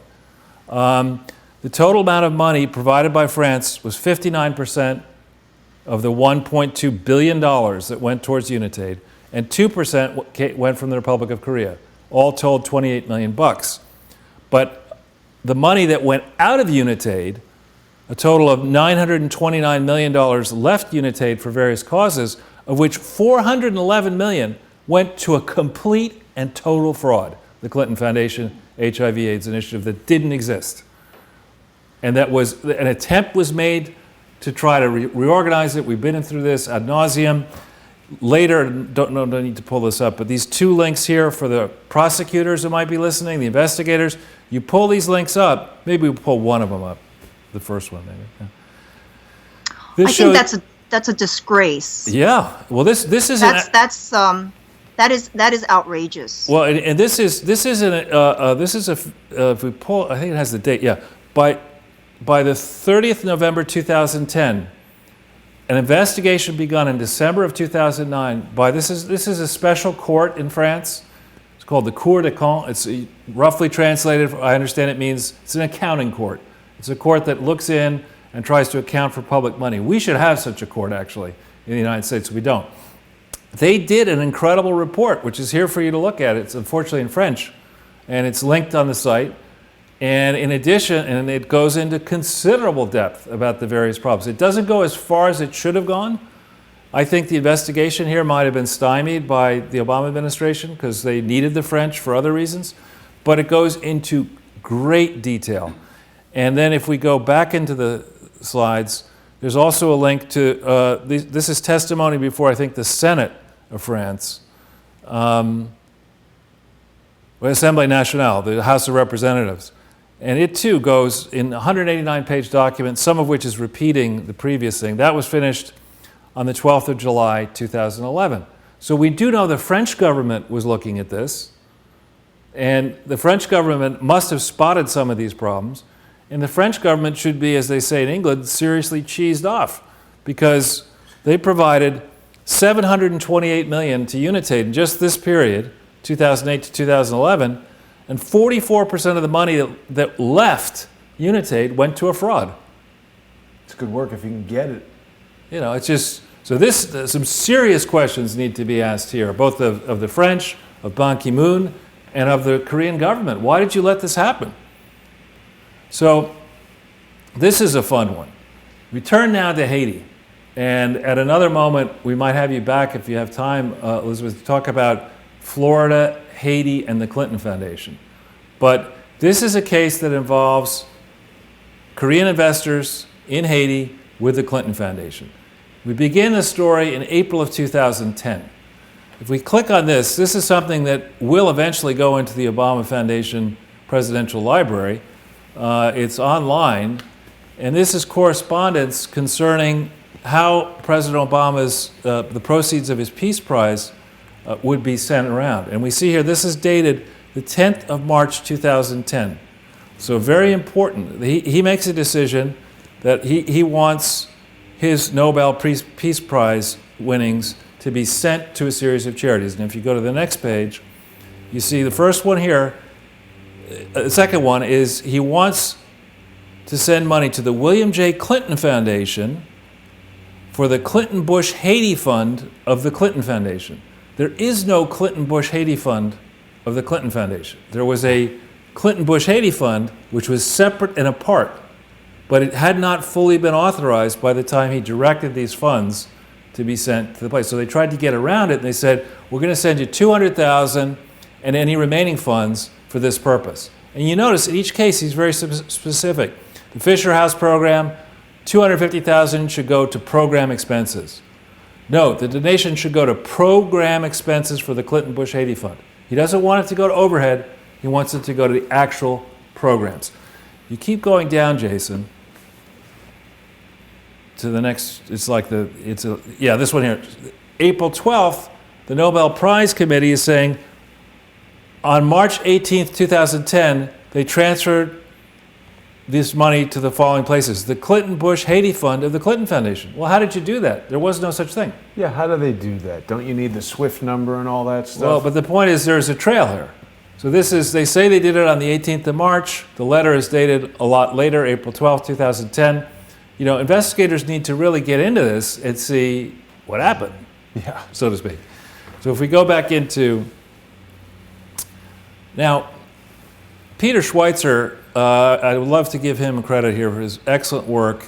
His book here, Clinton Cash, I went back and I looked at it again in preparation for this presentation today. It's really worth reading. In particular, the footnotes are very extensive and useful. We in the past have talked about how the customer reviews are all crazy. This is for the paperback version that came out in 2016. But this is a book that is a must-read. And I hope Peter actually's got another book coming out, because it's a lot of good stuff. The reviews are 4.7 out of 5 stars. And you'll see, unlike the top customer reviews for Hillary Clinton, where she's always like, this math actually makes sense. It makes more sense. And you read the customer reviews, they're good. Right. Well, it's a good book. Yeah. Because it's based on facts. Yeah. Stuff that actually did happen. Yeah. So if we go to back to the slide. Now, he doesn't, in his book, dwell on the many, many problems that are in the Clinton Foundation filings concerning Clinton-Bush Haiti for 2010. We've talked about them in the past, the fact that the largest donation, $37.1 million from the Clinton Foundation, is routed to a post office box in Baltimore for this Clinton-Bush Haiti Fund that didn't have an office in Baltimore. It's weird. And so, you know, that's you can't do that. You legally can't do it. But the filing for 2010 was originally made in 2011, November of 2011, and then they amended that filing November 16th, 2015 for 2010. So they falsely claimed twice under oath before, you know, the IRS and multiple states, multiple international authorities, that they actually made a $37.1 million transfer to a post office box and to an office of the Clinton Bush Haiti Fund that didn't exist in Maryland. So that's their biggest single grant by far. So it's not like a small mistake. The Florida Attorney General, Pam Bondi, and if you're listening, I would encourage you to have your people take a look at this, because in June of 2009, an entity was created June 1st, in this link here, called the William J. Clinton Foundation Corporation. Now, you're the lawyer, Elizabeth, but I think you'd agree that when you create a subsidiary, now that's the preceding link. This one here, yeah. When you create a subsidiary, this is a domestic Florida company that was created, a new domestic Florida not-for-profit company called the William J. Clinton Foundation Corporation. Sort of like the real name of the entity. The parent company was called the William J. Clinton Foundation at that point in time. But the correct way to do this would just have been to register the William J. Clinton Foundation as licensed to do business, jump through the hoops in Florida, not create a separate new entity over here with a similar sounding name. We need to see the bank accounts for this William J. Clinton Foundation Corporation in Florida. And the reason we need to see it is that starting in 2009, in April of 2009, Bill Clinton was appointed special envoy for Haiti relief. And he was trying to get money and other stuff into Haiti from Florida using Florida contractors. And I'm going to guess, when you stick some real FBI people on this, you're going to discover, once we get the bank accounts and bank transfers, you're going to discover that money was sent towards this Florida thing and not trapped at the parent company level and then diverted. We're going to find that. So if you go back into the slide, then you get in here this, we've shown you this 2009 annual report. And if we go, I think it's page 22 or so towards the back. Lots of colorful photos. Yeah, but there's extensive discussion about it. There's something called a commitment to Haiti at the very back. 22? Yeah. Is it? It's towards the back. If you keep going, we should see it. After that, maybe it's 42. I don't know. Presidential. You know, it's interesting, Charles, that you're not actually saying this in live testimony, you know, because this is very important information. I get the sense that nonprofits on an international scale are running amok. It seems to be the vehicle of choice for massive fraud. Yep. On an enormous scale for bribery. And it's just incredible to me that in some ways it's right out in the open. All of these documents are available. And it kind of boggles my mind that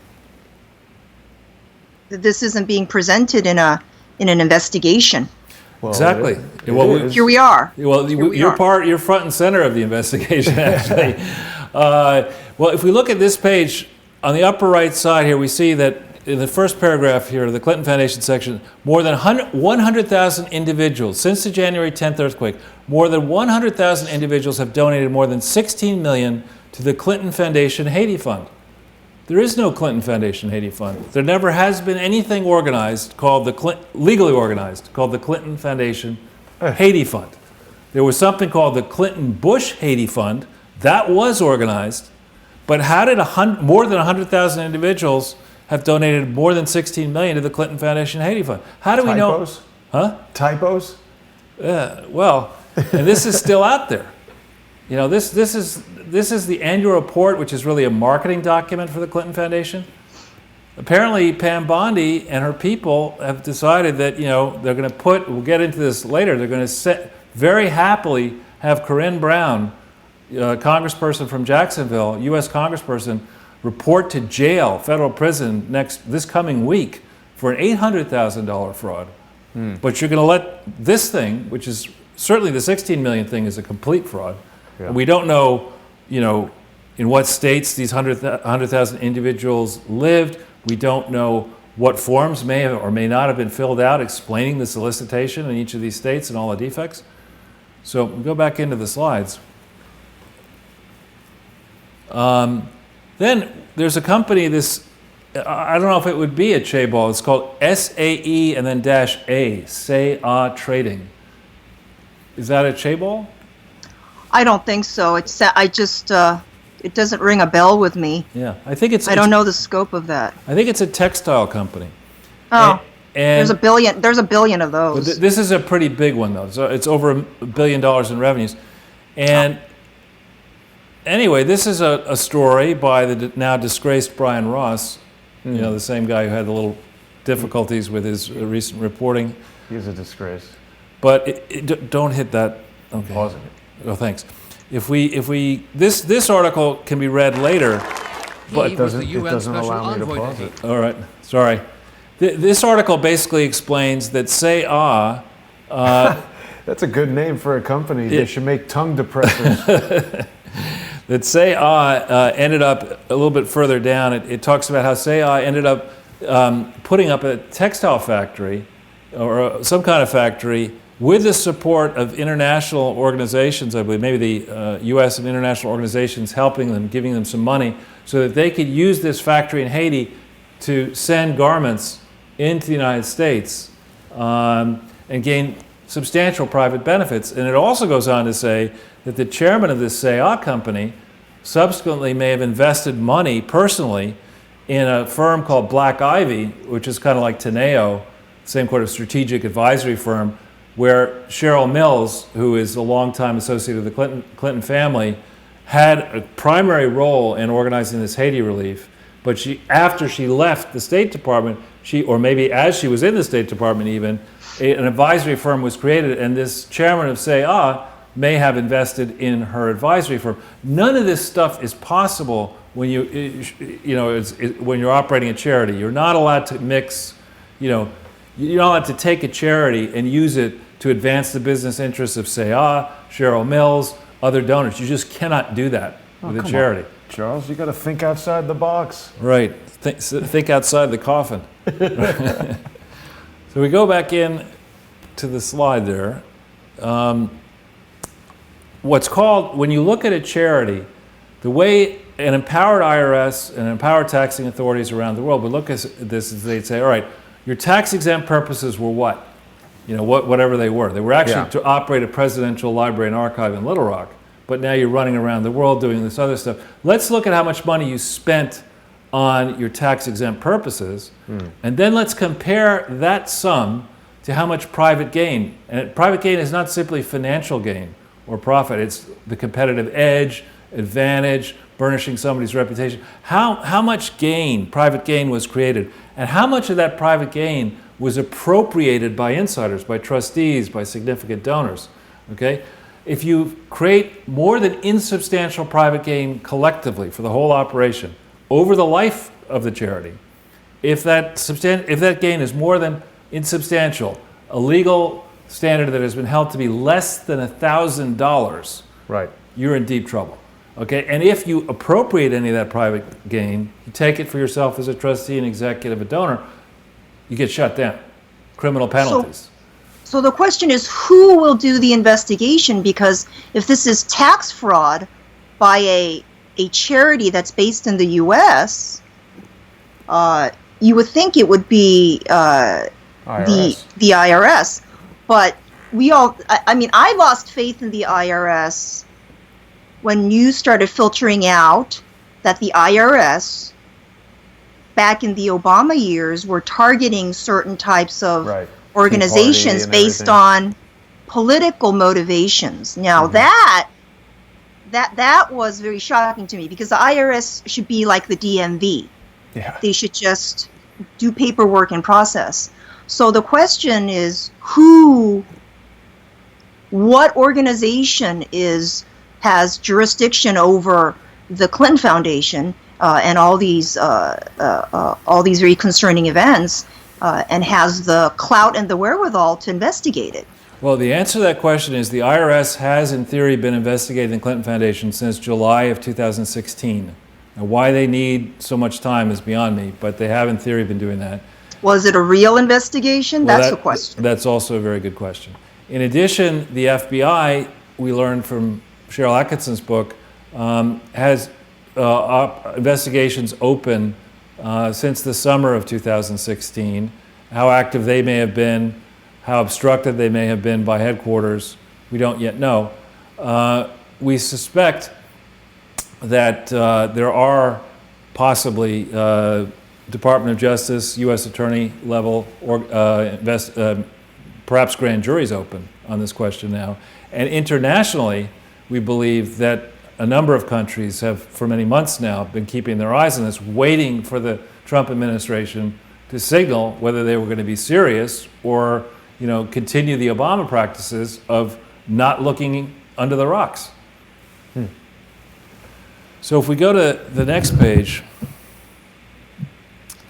this is the pièce de résistance in my mind. Here we have laureate education. It will turn out just that one company alone could be a book. Okay, the notion that you're going to string together a bunch of universities around the world and operate against not-for-profit educational institutions like Harvard, like Yale, and NYU and others, foreign institutions, you're going to set up businesses to compete with Harvard, Yale, and other places. Just doesn't make any sense, right? Because these established not-for-profit educational and brand name institutions, they're going to attract the best professors, they're going to attract the best students. Why would you ever encourage, a young person to go out and take out a student loan to go basically study at a place where they're trying to make money off your child? It just doesn't make any sense to begin with. Nonetheless, at the height of the last insanity in the credit bubble, really just almost exactly at the peak in August of 2007, laureate education got together and they completed a leveraged buyout backed by brand name sponsors, KKR, Stephen Cohen, Paul Allen, all these very famous people. Goldman Sachs was involved, Citicorp was involved, all these very famous people. They agreed to buy this thing at the worst possible moment. Here you're operating around the world, and they decide they're going to pay a huge price to take control of it, and then use a very risky capital structure with a lot of debt, just as the global credit markets implode and banks go out of business, et cetera. It was a very bad idea, okay? But nonetheless, in March of 2008, as we're heading off the cliff, the Clinton Global Initiative and Laureate got together and organized a, quote, university. But it was a notional university. It was called the Clinton Global Initiative University. It never registered anywhere. There's no legal papers on file. And to operate a university, at least in New York State, where the Trump University got into trouble, there are very strict rules. And so they would have these fancy meetings, these windbag meetings. The first one, I don't want to inflict it on you now, but if you really want to watch Bill Clinton in his prime in March of 2008, he windbags away in this YouTube talking at the opening ceremony for the Clinton Global Initiative, I think down in New Orleans. This is at the height of the battle between the upstart Barack Obama and Hillary Clinton to become the presidential nominee for the Democratic Party. So it sounds good to organize this Clinton Global Initiative University on college campuses that lets you swan around the United States with students who might vote. Interns, you had to bring that up. And then by June, there's a really negative article in Vanity Fair about Bill Clinton, written by Dee Dee Meyer's husband. And Clinton then, immediately, June 1st, he gets a copy somehow, this article, which came out in July. He attacks the author in one of these really aggressive Clintonian-style attacks.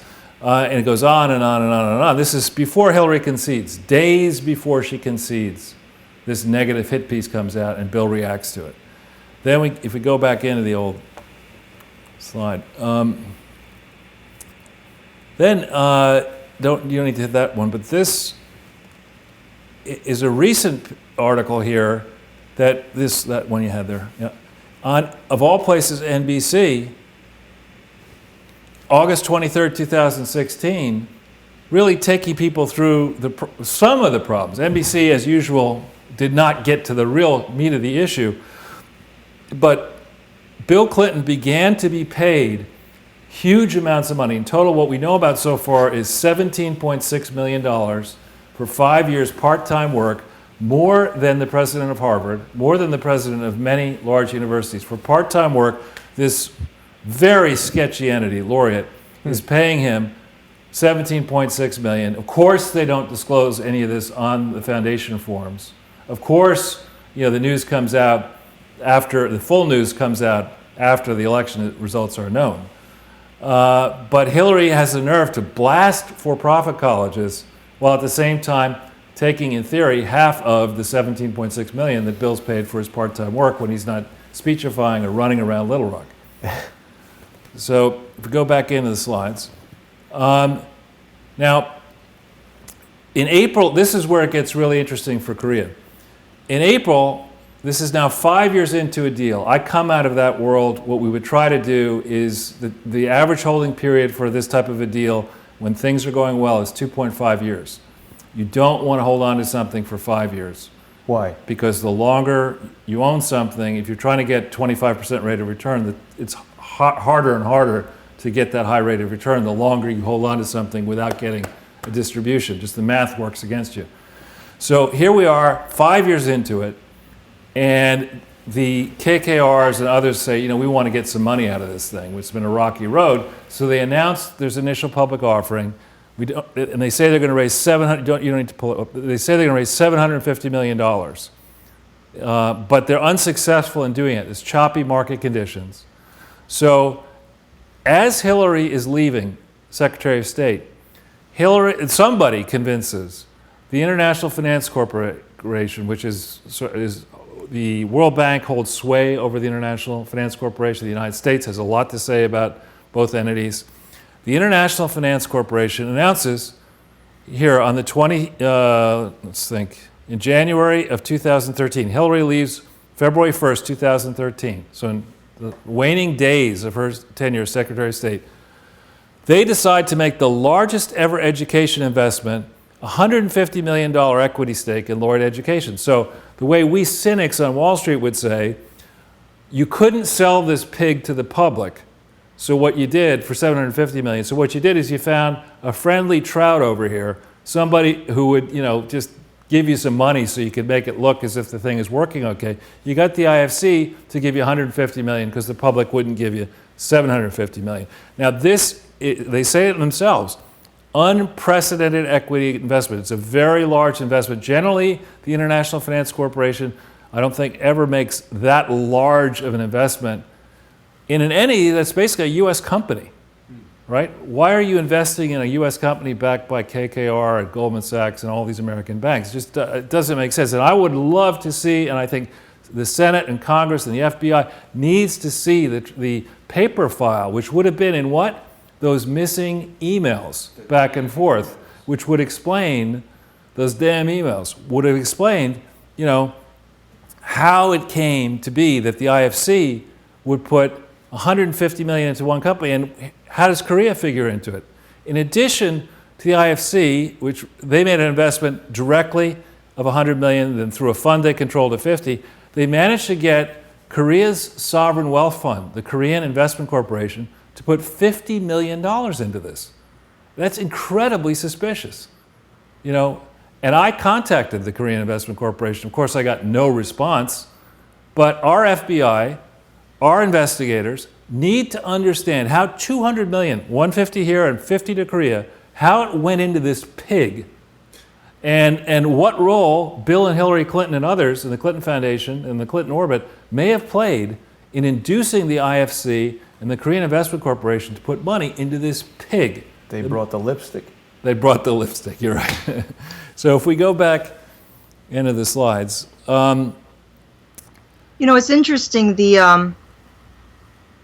I think the current Korean president has come out and intimated that perhaps Korea should not snuggle so closely to the U.S. Going forward.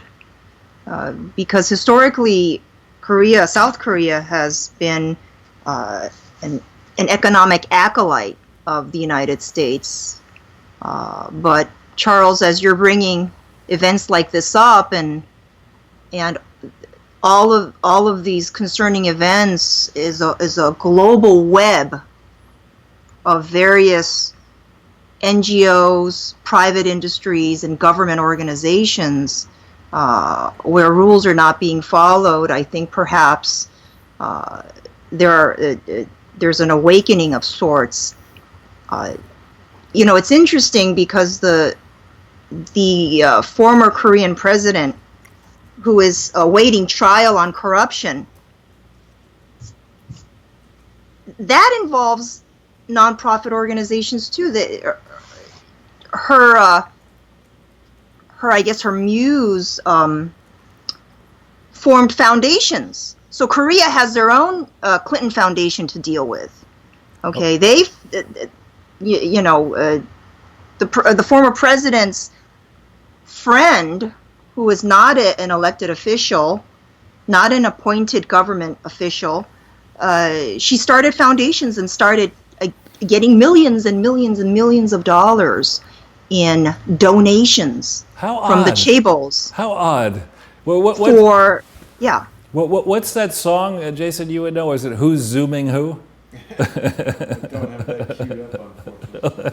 Don't have that ready. Yeah. So it's interesting because it seems to be an international disease. Exactly, and there is no international regulator for charity frauds. Well, it's like the Clintons have identified a method, and if you're down with them, you're part of the cool kids club, and you just go ahead and do this. All right. Well, actually, that's good. Why don't we go to the next page? We're almost done. We've got 2 pages left. And we're good on time, I think. Whoop. All right. This is nice. This is a nice way of spending New Year's, which is to expand the mind. Oh, well, thanks for joining us and helping us. So we're beginning to be able to recreate the timeline here. Okay, every day that passes, more information that had been held out comes to light. So the first thing we discover is on the 1st of February 2013, as Hillary leaves, having maybe had a role, or people having a role in saving Laureate, we learned that there's no inspector general at the State Department from the 21st of January 2009 onwards until September 30th, 2013, after Hillary has left. No inspector general. Now, the inspector general, I understand, it's not total comfort, but the inspector general of these different large cabinet departments has staff that's supposed to audit and check and suss out fraud. But under Hillary, the decision was, nah, we're not going to do that, right? We're not going to have an inspector general. And so I want to know, as just a member of the public, under Barack Obama's presidency, how many inspector generals were there, and how many of them did anything? How many of them, in how many cases was their seat left open? Because we know in the State Department, it's a very large organization, prone for fraud, operating in every country in the world, where no doubt a lot of money leaked out. We know that billions of dollars went missing while Hillary was Secretary of State. How come there was no inspector general? That sounds like gross negligence to me. And then we know that after, maybe beforehand, but as she left, she and her KAs walked out the front door with our public records. And different documents. Judicial Watch has made plain that there are documents and folders that just written records, not electronic records only, just left. Furniture. I don't know about furniture yet. Did they take all this stuff? Yeah. But then by April 4th, 2013, I haven't done a book yet. I hope to. But we know that Hillary magically gets a book deal with Simon & Schuster by the April 4th, 2013. Now, as a guess, the reason she wanted to make sure that she had all these records is her ghostwriter needed access to the records to write the book. So the custody and control of these records is a very interesting question. And when Hillary may have began to negotiate to getting paid yet another multi-million-dollar sum for writing yet another turgid piece of trash, is a subject that we need to understand. And quite frankly, by April 8th, 2013, she was involved with the Clinton Foundation, which had been renamed Bill, Hillary, and Chelsea Clinton Foundation. Was the advance that she got, of $14 million rumored, was that enormous?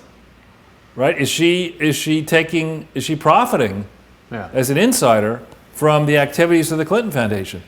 Then we learn on the 10th of May, your point, Elizabeth, 10th of May 2013, Lois Lerner admits she may have been doing targeting. Very, very suspicious to me, because that was on a Friday before the 13th of May 2013, when Rod Rosenstein, as U.S. Attorney, and others in the Justice Department announced a $500 million economic penalty against this Ranbaxy, the company we were talking about that had been supplying adulterated drugs. Was the Lois Lerner admission meant to get people off the scent of the real problem, which was the degree to which adulterated HIV/AIDS medicines were sent into the distribution stream, including maybe via PEPFAR, the President's Emergency Plan for AIDS Relief, but certainly through the Clinton Foundation, that people figured that, the Lois Lerner thing could be contained because the Department of Justice would sit on any real prosecutions and the IRS would sit on any real revelations.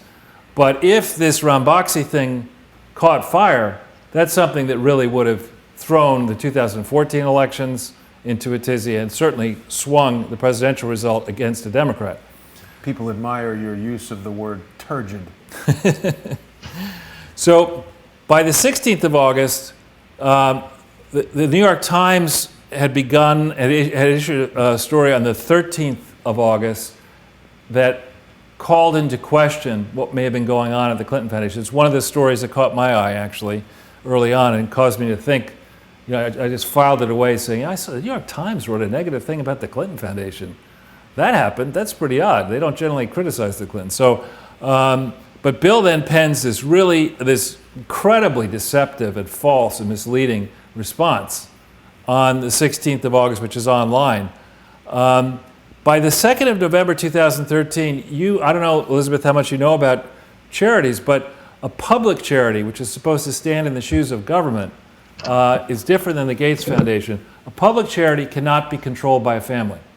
It has to be controlled by a representative group of the public. Yeah. Can't be, your family or my family or Jason's family or any family. But nonetheless, on the 2nd of November 2013, the bylaws are changed of the Clinton Foundation to put Bill, Hillary, and Chelsea Clinton basically in perpetual control for their lives of the Clinton Foundation. And those bylaws are not disclosed, as should have been disclosed, in each of the states and countries where they were soliciting. No. They sit on them. They hide them. And, there's a debate. The amendment of the bylaws, itself may not have been lawful. You can't do, I'm told by lawyers, you can't do in the bylaws what they actually did do. But nonetheless, I think they gutted the legal authority of the foundation to operate on that date. Then on the 21st of November 2013, they amended the HIV/AIDS filings back for 2010, 11, and filed the one for 2012. But they failed to correct all previous years, so they gutted that operation on that date. Then Hillary's book appears in hardback the 10th of June 2014. Along the way, people find out about the secret server. They fight. Finally, they provide some of the emails on the 5th of December 2014. We don't know how many other ones. You may have been bleach bit or whatever. We don't know yet. And when those emails come in, that causes inspectors general at the various operations to say, wait a minute, there could be some classified information on these emails. We gotta figure out what happened here. The Hard Choices paperback comes out the 28th April, but by the 10th of July, the FBI opened a criminal investigation. You just learned that from the FBI We just vault. learned it from the FBI vault. I don't know what you would have said, Elizabeth, whether you would have thought, I'm sure you heard Hillary and her minions say, there never was an FBI investigation into the Clinton Foundation or into anything that we were doing. It was part of a normal security review. That is just total rubbish. On July 10th, 2015, the FBI opened a full-stop criminal investigation into mishandling of classified information by Hillary Clinton, Uma Abedin, and others. And that investigation, we have not seen the IG report of the intelligence community, which was dated July 6, 2015. That may be classified. We may not be able to see it in the public, but somebody with classified clearance needs to see that report, and then the FBI and the Justice and whoever is overseeing justice, whether it's Grassley or the House committees or the Inspector General, need to understand what happened to this criminal investigation. What was the basis for opening it? Who oversaw it? Where are the records back and forth? Who was interviewed? What were grand juries opened? If they weren't opened, why not? If they were open, how come it didn't proceed to an indictment? Because it certainly looks to me, just on what I see so far, that we know the case of some innocent guy who was on a submarine or something that was classified, and he took a selfie, and he sends a selfie to his girlfriend or his wife or whatever. It wasn't even a wiener selfie. It was just like a selfie. And that guy's in prison for doing one photograph. Whereas here we're operating secret servers and secret offices. We're under FBI criminal investigation. We're lying to our donors. We're lying to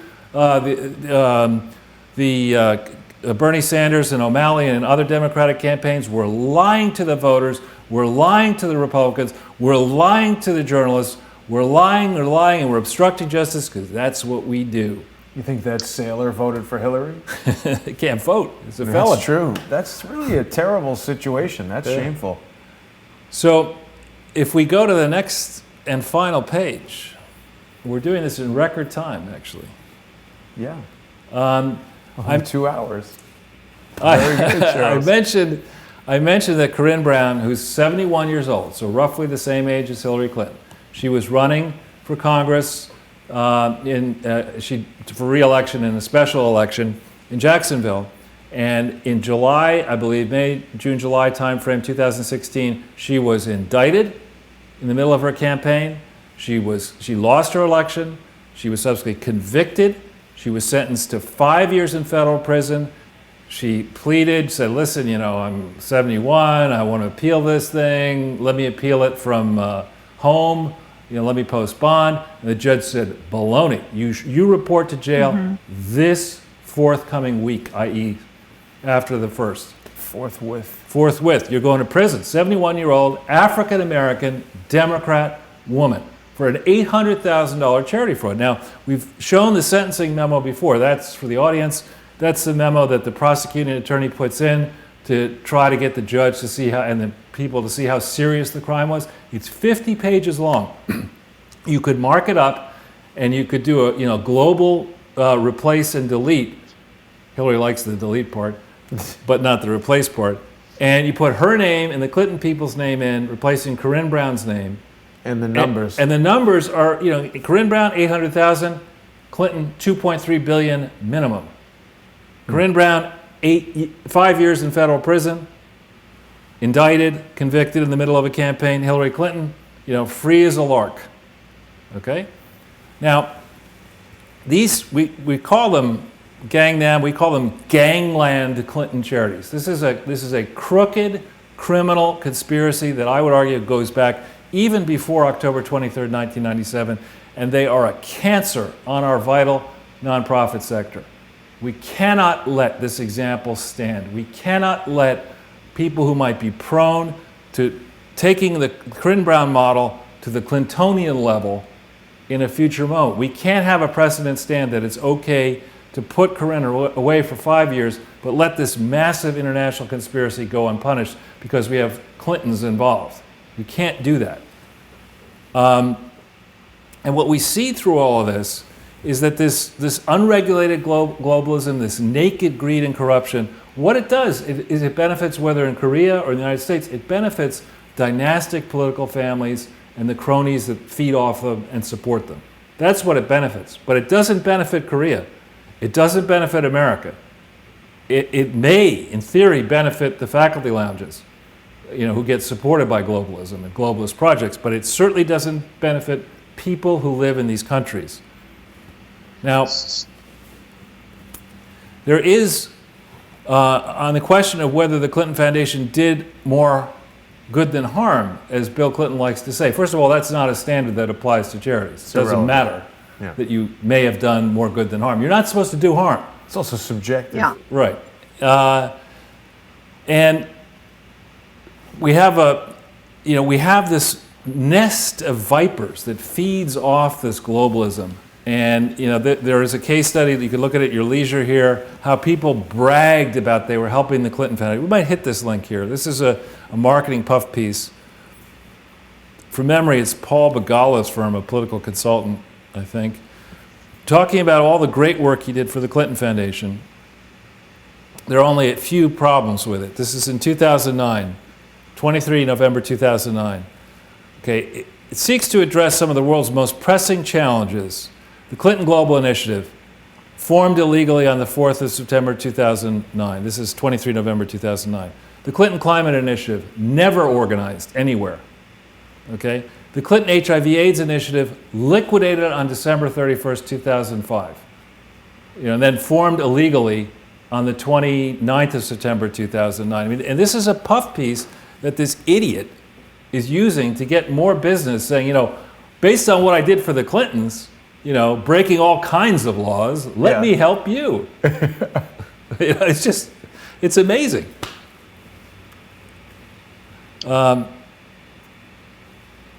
Finally, what we've done here is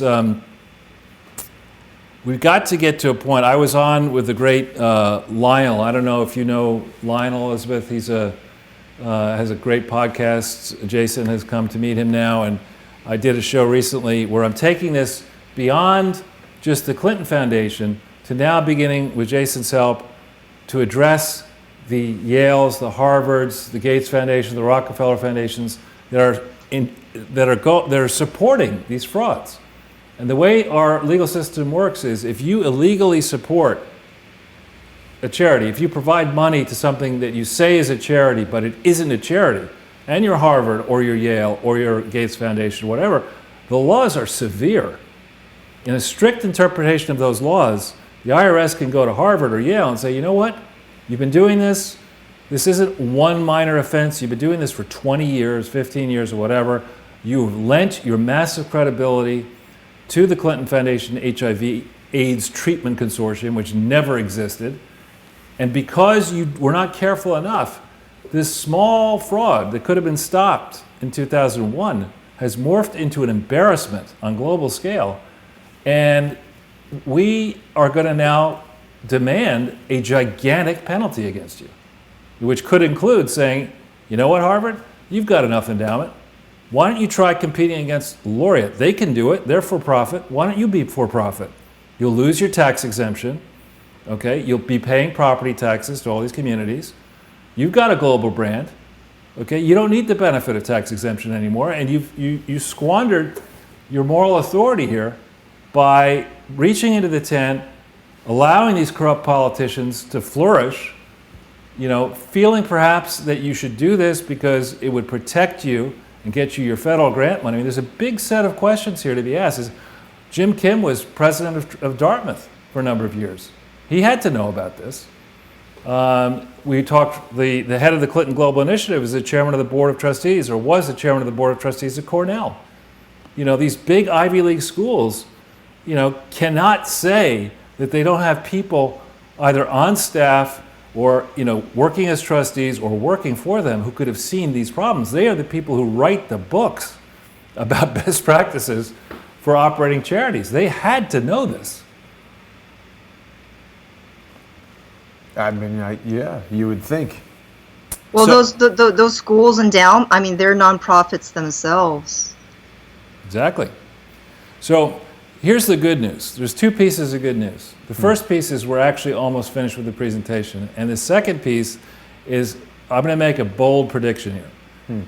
That in coming weeks and months, that 2018 is going to be a year where Donald Trump's and his administration and the House and the Senate in this country and other countries are going to finally look at this wreck and look at the fact that there's $5 trillion inside America sitting in charities. Many of them are well-run, but sadly a number of them are not well-run. And they're going to say, you know what, we need to change the calculation here. We cannot let these charities run amok, pretending that national laws don't matter, serving globalist masters. We're going to round on the ones that are most egregiously supporting here and deserve to be punished, and we're going to use reform of the charity system as a way of changing the swamp, draining the swamp, but also closing the budget deficit, because we can assess very substantial penalties here. Not just at the Clinton Foundation, but at the donors to the Clinton Foundation and the donors to allied charities. We can assess, by my calculation, maybe $250 billion worth of penalties. Wow. Which would only be about 5% of all the assets that are held by charities. So it wouldn't, crucify the charity world. Might crucify certain charities. But $250 billion, say we got that over 2-3 years, that would help a lot to narrow the budget deficit that is projected now with the new tax system. I have a question for you, Charles. Yes, Is ma'am. the problem the structure of the charities or the fraud that is being perpetrated by people who are using that vehicle? Because, and I understand, I hear what you're saying. My concern is, by taxing the charities, does that really eliminate the fraud that is being perpetrated on a global scale? Or will that motivation just pour into another corporate structure that is more favorable to pay-for-play and bribery schemes? Well, I think one needs to go through the kind of process that happens from time to time, where real open hearings are held. One thinks through with a staff of, empowered experts, how to bring charity land into 2018, the world of 2018, and looking forward. And these kind of reforms do happen periodically. You're absolutely right. I'm not proposing a blanket tax against all charities. I'm saying that of the $5 trillion that is held by charities, roughly, you could probably, from the bad charities, you'd liquidate the bad charities. Make an example. That's great. And but I think people need to go to jail. Oh, of course, you'd send them to jail as well. But beyond that, we also need to bring the reporting for charities into 2018. Charities can file their returns, let's say for 2016, they filed them November 15th, 2017. A lot can happen in 10 and a half months. So larger charities, particularly large and international charities, maybe they should have tighter requirements. Maybe they should have to file quarterly reports. Maybe there should be certain systems where if you're a bad actor, you go to jail forthwith and you pay heavy penalties. And people won't want to do it. Then you might not want to do it. Yeah. Exactly. And also the truth is, Elizabeth, that we spend so much money in this country. We spend over $6 trillion a year on government, which is a lot. And our social safety nets that do exist are they're not perfect, but they're out there. So there is a question as to why do we need to spend 200, 250, 300 billion a year on charity? What with everything else that we're doing, maybe we streamline government a bit and you still need to spend that money on charity. There's a potential in these unregulated charities, particularly those operating internationally. There's a great potential for fraud. I have a question for you. So let's say it's not out and out fraud, but let's say a politician's spouse opens up a charity and they're soliciting donations. So let's say we implement regulations whereby the reporting is more transparent. How does that eliminate the problem whereby private companies or wealthy individuals will still cut massive checks to this charity with the understanding, with the wink-wink understanding that by doing so, they have access and they now have influence? How do you eliminate that problem? Well, so the example would be the charity board would have to be independent. So the problem here, we go back to the business model, that 10-step plan there. If you had a truly independent board, then nod, nod, wink, wink doesn't work for you. Especially because the penalties would be set up so that the independent board would report the attempted corruption to the FBI, to other authorities. And you see what I'm saying? But the way this is set up currently, you have a board of cronies, insiders. Typically, not just to pick on the Clinton Foundation. Maybe that could be the case at the Obama Foundation, the Bush Foundations, the Carter, the Reagan. I don't know how independent these presidential boards, foundation boards, actually are. They need to be. So instead of a board of trustees, they have a board of cronies. Exactly. How do you make them independent, though? How do you force a charity to have an independent board? Because now you're encroaching on the charity's ability to pick their own board of directors. Well, actually, public charities under the law, I believe, have an obligation to come up with an independent board. Here we are we're in this strange place of presidential foundations. Yes. Okay, and that's where there's, by definition, going to be an overlap of politics and, potential corruption and favoritism. So maybe we're in a subset with these presidential foundations, but most public charities do indeed have truly independent boards, and they understand the problems. Doesn't mean they're all perfect. There are a large number of them. And so you can have periodically out of that large number, you can have high-profile cases run amok. I'm thinking of Red Cross has had problems. The gay men's health crisis here in New York has had problems. You're never going to be able to get rid of wrongdoing, but right now we're in a zone where the inmates are running the asylum. The IRS has been packed, I would argue. The Justice Department, we're learning, has been packed. These international complex charities are tough for anybody to understand. The accounting firms have been gamed. The trustees have been gamed. And the pendulum's over here, and it needs to be put over here. We need to make an example. We're making an example of Corinne Brown, $800,000. And once again, it's African Americans. In this case, an African American is singled out for prosecution at a sensitive moment, is thrown away for 5 years, whereas, the same age person, the same political party, running for a higher office, operating a bigger fraud, skates. What message does that say to the world? That's it. That's very interesting. I was following that case because it was actually in Florida, and it involved charity fraud. If you recall, Charles, some time ago there was a large brouhaha over what the public called the too big to fail legal argument. Mm-hmm. So a corporation may be brought into court, and there may be questions about whether or not it did wrongdoing. For example, in the economic crisis here, there was a lot of question over whether or not the banks had a hand in causing our housing economy to collapse. But one of the arguments put forth is that these entities are just too big to fail. So even if they did wrong, if we were to penalize them, it would have an outsized negative effect on society. So my question to you, Charles, is I know that this, I'm looking at the live comments, and a lot of people are calling her low-hanging fruit. But the question is, if she is low-hanging fruit, is the Clinton Foundation too big to fail? Are we in a situation where hope may spring eternal, but we're never going to see anything because there is this understanding that they are just above everything and they are just too big? Well, I think by posing the question, you've actually provided the answer. I think the answer is they're too big not to jail. In this case, if we think about the original tax-exempt purposes of the Clinton Foundation, they were to be a presidential archive and research center in Little Rock. That's been built. Yeah. It exists.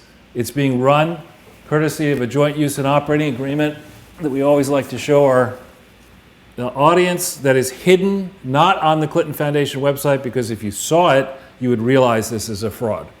Okay, this is a binding legal document among parties, but including the Clinton Foundation and our National Archives. And on the face of it, it is a fraud. Okay, just the way it's organized, did not make sense on the day it was signed, 18th of November, 2004.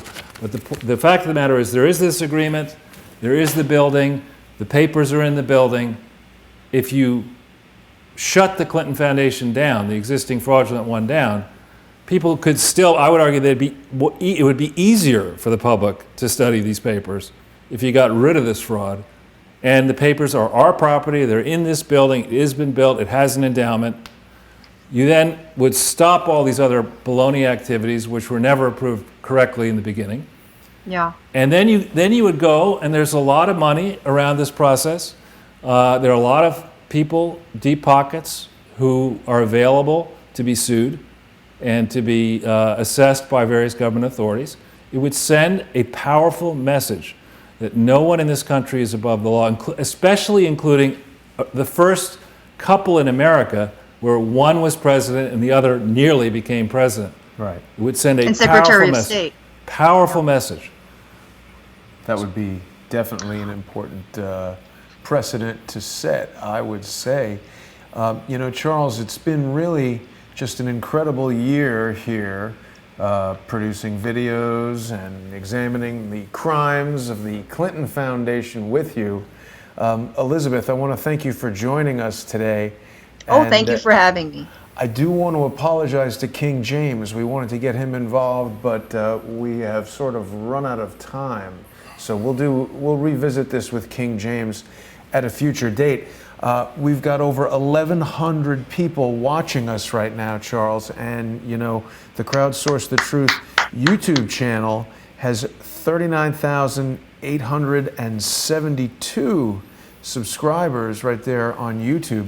And I just want to remind everyone that if they're watching Crowdsource the Truth regularly, they should consider becoming patrons on Patreon. You can sponsor Crowdsource the Truth, and we've set a goal. Right now we're looking for actually less than 5% of the overall YouTube subscribers. If we had less than 5% of the YouTube subscribers sponsoring the channel for something between $1 and $5 per month, Crowdsource the Truth would remain financially healthy through 2018, and that would be great because we could keep bringing great news and information and interviews with everyone. And people can also purchase Crowdsource the Truth merchandise at redbubble.com. You can get your Podfather t-shirts and mugs, your great Fortell material, anything that you might like to purchase from the store there. Just go to redbubble.com and search for